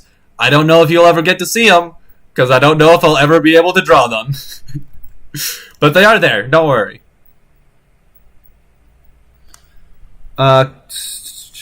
Then I can't wait for episode 7 or 8. Thank you. You know the Cuddleman? As soon as I heard, but racists call them fish people, I erupted like a freaking volcano. I'm so glad. I definitely try to have some comedy inside of these Starscapes episodes, but it's delivered in a very dry way because I want it to sound like the comedy isn't on purpose and it's just like a historian just like worded something a little weirdly and that's why it's funny. Which is it's definitely like a hard line to walk because I guess I don't want it to actually sound like I just read it like I just wrote it poorly. But yeah. I feel like bioluminescence would be a common aesthetic mutation because who the hell wouldn't want to be bioluminescent? You're absolutely correct. Yeah, you better believe. Someone was asking earlier like what modifications I'd have. Bioluminescence would definitely be up there. Assuming I can control it, of course. I wouldn't just want to be glow in the dark all the time. I feel like I would have trouble sleeping if I were. Oh, I erupted with anger like a volcano. All right, at the why did that make you so angry? Glow in the dark teeth. Jeez, that would be. Yeah, glow in the dark teeth would be kind of menacing, I think. I wonder how many things are owned by Disney in the future. Probably just all of human life. I don't know. I hate racism. Dude, good job. Pop off, Gyakozilla backup account. Rachel asked if the Avians could dye their beaks, I think. Yes. Yeah, the Avians would be able to dye their beaks. It wouldn't be as easy as dyeing your hair, but they still would be. They'd be able to do it. All fish people leave the chat. Okay, Rachel Patey's gonna go crazy, ordering all the fish people to leave the chat.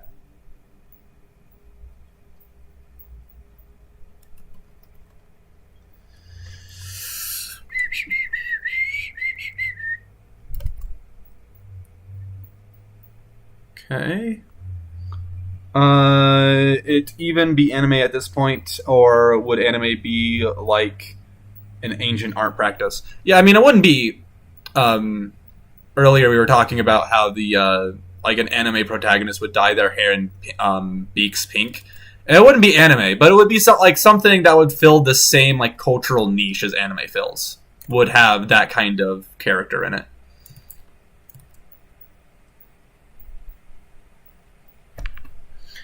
That's just common sense to hate racists.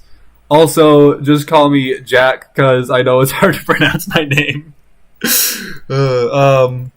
Okay, yeah, you're absolutely right. I'm glad we can agree on that. That's a pretty good like baseline of understanding. If you can't agree on anything else, if we can agree that racists are bad, I think we can still get along.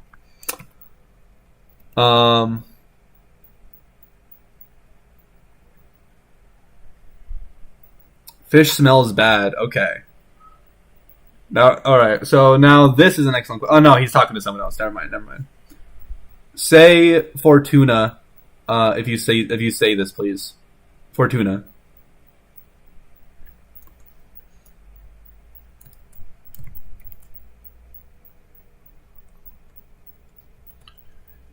Okay. Is there any biological modification that is considered too much?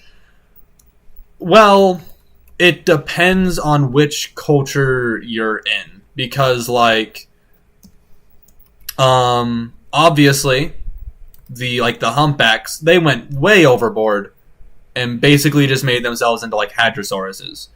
So I think they're pretty much down for anything.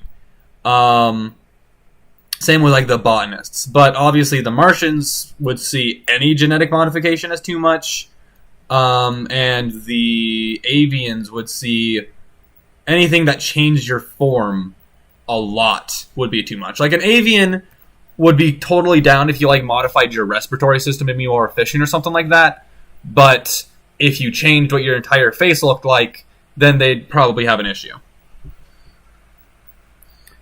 An alien race which was completely against genetic modification, they might also dislike humans for it. Then they would have to be realistic. That means more work. Okay, so all right, I thought you were talking about just one of the post-humans are like that. I'm like, the Martians already are. But yeah, a whole group of aliens that are like that could be interesting. I don't know, because yeah, if I had something like that, then they would probably side with the Martians. If there was like a galactic war between humans and between just like the post-humans and like just the Martians specifically, and then the aliens got involved, they would probably side with the Martians, right? So I don't know. That might be an interesting inclusion.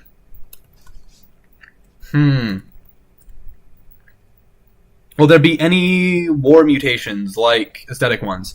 Yeah, I imagine. Yeah, I imagine there will be a lot of war mutations that are basically just aesthetic. Because yeah, I feel like people that are in war are usually pretty upfront about being in war.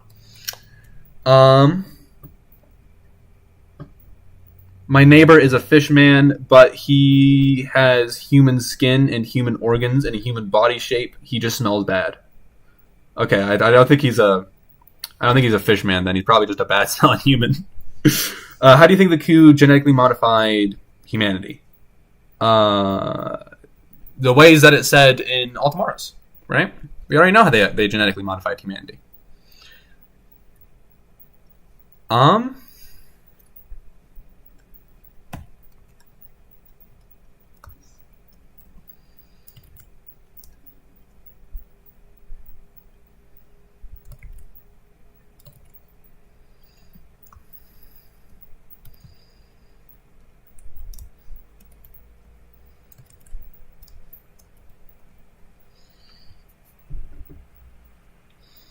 How many...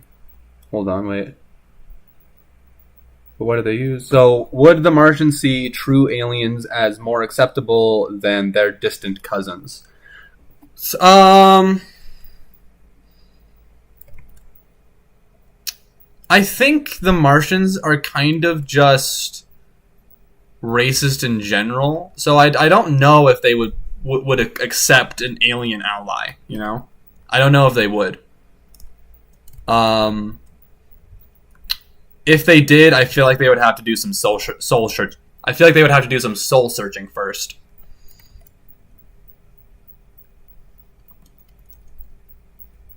Okay, so I'm going to call the shading done for right now. But it's interesting because I made this piece, like I drew the line work for it probably about 2 weeks ago, maybe 3. But just in that short time, my style has changed quite a bit because now I add a lot more itty bitty little details with like just a lot more lines and stuff like that than I apparently did even just a couple weeks ago.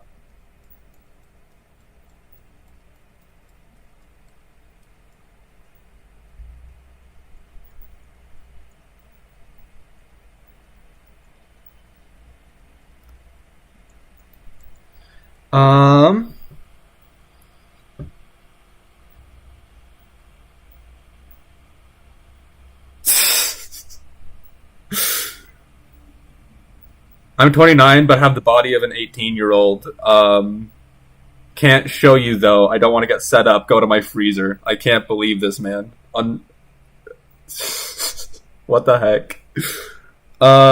Hey, what are those three-eyed crab creatures on the Frill People's planet? Those... What do I call those guys? I forget. Here, I'll just tell you guys what he's talking about. I'm kind of curious if this is... Yeah, okay. Those are... Give me 1 second. These guys, pinecone crabs. It was called something like that. They're just they're just the native life that live on that planet. I think this was called like a quarterback crab or something like that because it kind of looks like a football. And then I think I called these guys like a pinecone crab or something like that. I can't quite remember what I called them, but they're just the alien life that lives there. And that's just the basic form is like having a couple stalk eyes and then like one central eye that doesn't move. I feel like Martians might genetically unmodify their prisoners of war. I think that is an interesting idea, actually. So maybe I'll do that. I don't know. Martian thing can be like racist, speciesist, special. Yes, I am special. Batman. Okay. It's a really good feeling when you see that your art has improved, isn't it? When I was younger, I made some aliens. Recently, I redesigned them, and they look a lot better now. Yeah, it's really cool. Even just being like while working on this series, going back to some earlier episodes and seeing how much I've improved since then is really cool, I think.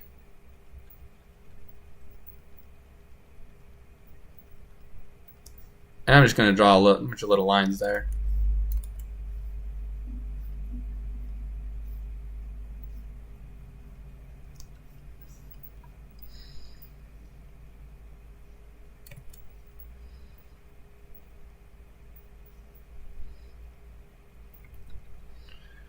Okay.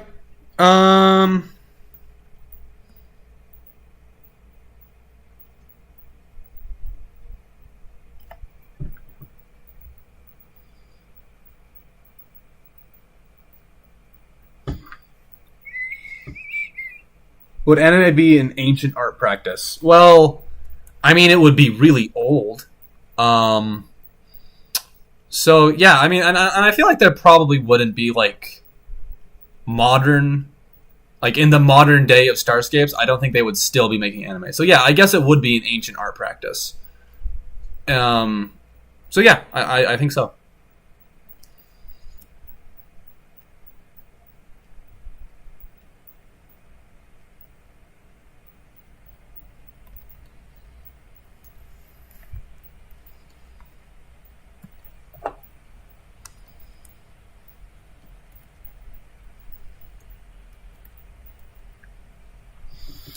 I know how you want to watch a video while you eat, but you have to find a good video. I am eating, watching this, and I just got struck by lightning, lightning in Minecraft and died. Okay.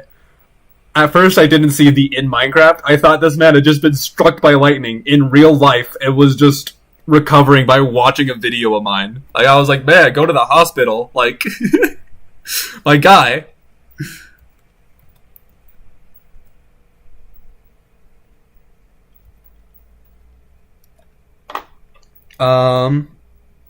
You know, your podcast videos, they're my favorite ones.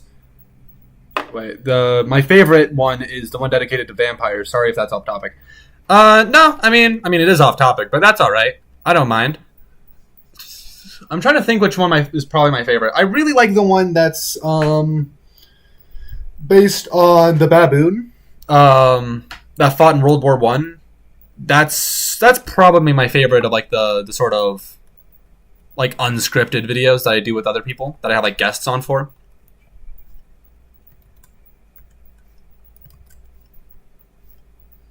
Does that look better? That probably looks better.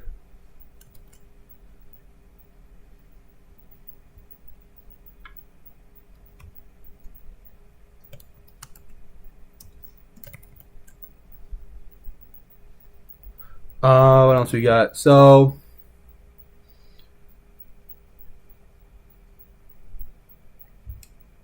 would they have video games or would they have newer, better forms of entertainment? I mean, I imagine they would have newer, better forms of entertainment, but I think they would still have video games, right? Like, even though like a movie is basically just a book that you can also watch. We still have books. Like those aren't going anywhere. So yeah, like I imagine they do have like newer stuff that is technically more engaging, but they still have just regular movies and regular TV. Obviously just sold differently. Oh, geez. Okay, so character customization in these people's video games must be crazy. Dude, you're right. Like, yeah, that's a good point. Like, how would they market like their entertainment? Like, would they try and have as like diverse a cast as possible, and they have like they have to like try and like squeeze a Keelman into the plot, even though the rest of the story doesn't even take place underwater, and a Keelman has no business being there. I don't know. That's interesting. So what is your favorite Altamoro species, and did any of your post-humans get inspired by Altamoro species?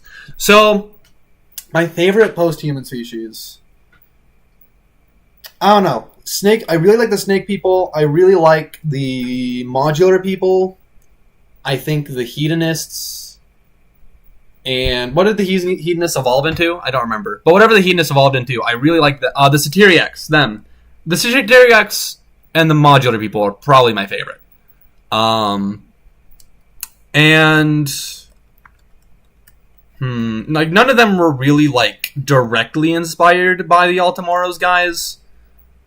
There's obviously some overlap, like the Sonar people in Starscapes they're similar to the blind folk, but that's just because anything that relies mostly on its other senses is going to be a little similar in some ways, right? I'm trying to think of any that like were just actually straight up inspired by it. The all years and the nomads were pretty inspired by the killer folk. Just in their design, obviously not like in their lore. Are there any artists in this world? And if yes, what kind of art do they produce? There are artists, and obviously they produce all kinds of different art. All three of the drawings that I colored today, like in universe, they are pieces of art, not actual photographs. So some people will just they'll paint pictures of the saints that they worship, or they'll just paint like an abstract piece. Like there's just like in modern times, there's a lot of different artists that do a lot of different stuff. 2 wings or 4? Most of them have 2 wings.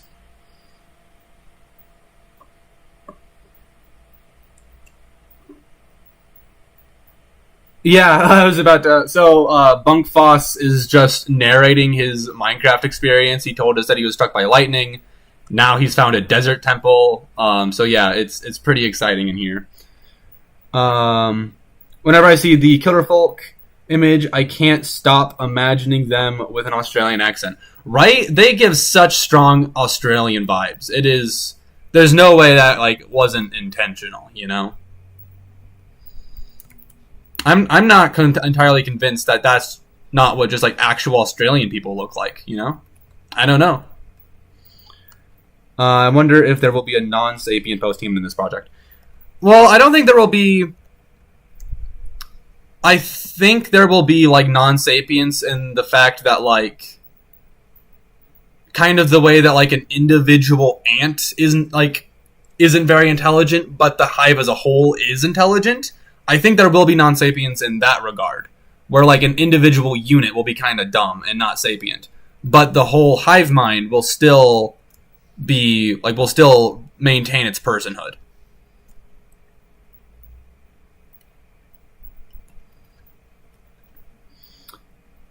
Oh, game customization, 2 wings or 4 wings. Yeah, okay. He's talking about the customizing the character customization inside of games in this universe. and whether or not it would give you a choice between how many wings you have. I mean, I don't see why I wouldn't. I've never been to Australia, so how can I know they're not all killer folk? When you live with animals as hostile as Australian wildlife, it changes a man. You're absolutely right, my guy. What is this project? It is my All Tomorrows project. There's a playlist on it in my channel. I recommend you go check it out. I think it's pretty good. But it's a project inspired by All Tomorrows, although it doesn't actually take place in the same universe. So yeah.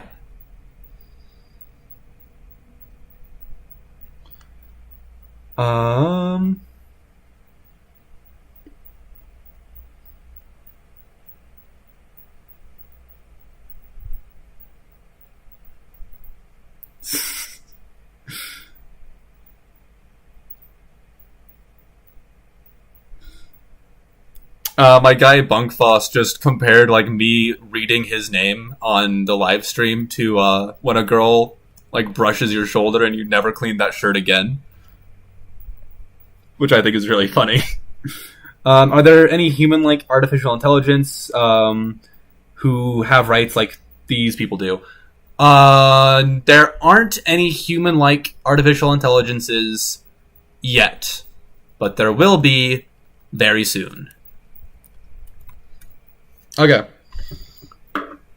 The picture of the Killer Folk in All Tomorrows is an actual photograph of an Australian man. Yeah, that's completely true. Unironically, the Killer Folk were actually the ones who got killed in All Tomorrows. That just actually is true. Yeah.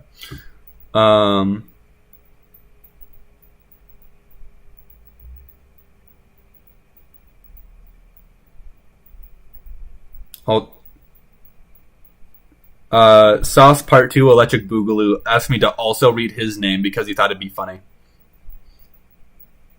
The Cuddlemen were always my favorite. I just find an idea like that to be fascinating, as bizarre as it is. Honestly, the Cuddlemen were one of the first ideas that I came up with for this series, and I thought it was a really interesting idea. And I'm glad that so many people obviously agreed with me there, and because I think the Cuddlemen and like the Floaters are probably the two that I hear people say is their favorite most often. Actually, yeah, that's a good question. Which of the Posthumans in my series is your guys' favorite? I'm just kind of curious.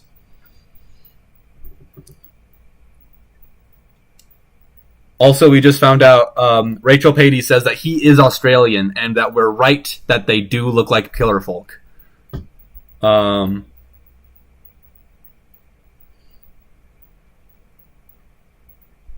Yeah, the Cuddlemen are really cool. The risks indoctrinate like life form of the Avian Saint religion. Avians. So I'm hearing people say Cuddlemen and Avians are their favorites. I think I'd have to wait until the series ends to pick a favorite. That's fair, yeah. My favorite, or one of my favorites, is definitely the Septiped. Drawing a picture of an Ugg right now. The Ugg, if you weren't here earlier in the stream, the Ugg is a pug that's modified to have an even shorter snout and that can breathe even worse. Jupitorians. Okay. So, we're actually getting a pretty wide spread of different favorite Posthumans. Okay. Septipeds are what the Australian wildlife looks like. For anybody who hasn't actually seen the series, I'm going to show you a septiped real quick. Our resident Australian has claimed that this is what the wildlife looks like in Australia. This guy right here. Oh, I love that. Okay. All right, so I think I'm pretty much done with all of the drawings that I've got. So, hold on. So I'd like the idea that everyone's still like the old human Spider-Man. And that's the only thing the Posthumans agree on. Oh yeah, it's not even like the version of Spider-Man we have now. That's like Tom Holland or whatever. Like every Posthuman agrees that like the original 1950s Spider-Man, that is like the peak of human entertainment. They all love it. I love that idea. I think my favorite are the walking cities. Yeah, I really like the block walkers as well. I like the Martians. The Cuddlemen that adapted to the new planet Frill people live on are my favorite. Okay, so just like the Mayan Cuddlemen. And since I'm feeling a little wild and crazy, I'll just grab a picture of them too.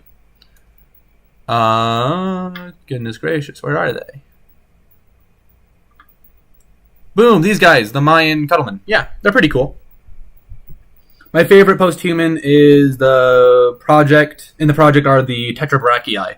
Yeah, I really like the Tetrabrachii too. Spidey is love, Spidey is life. How far in the future would you say this goes? My idea is to have sort of like the main plot line go through the motions and then end, and then jump forward in time to the heat death of the universe, where we get to watch like the last people in existence living on the last star in existence as everything ends. That's my idea for the series. Can they create a Dyson sphere?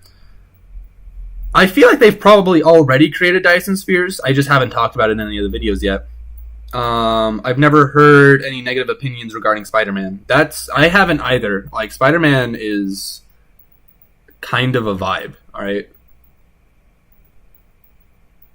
Something that would be interesting is a religion that believes sapience is a mistake and engineers it out of themselves. That is a cool idea. Huh. Yeah, and they could have like they could make like robots or something that are sapient, but they're only sapient so that they can like weed out any other sapients inside of the people that they find. That would be a cool idea. I might do something with that. Maybe not in this project, but I feel like I could use that somewhere. My favorite in the original Ultimoros is the Gravitals.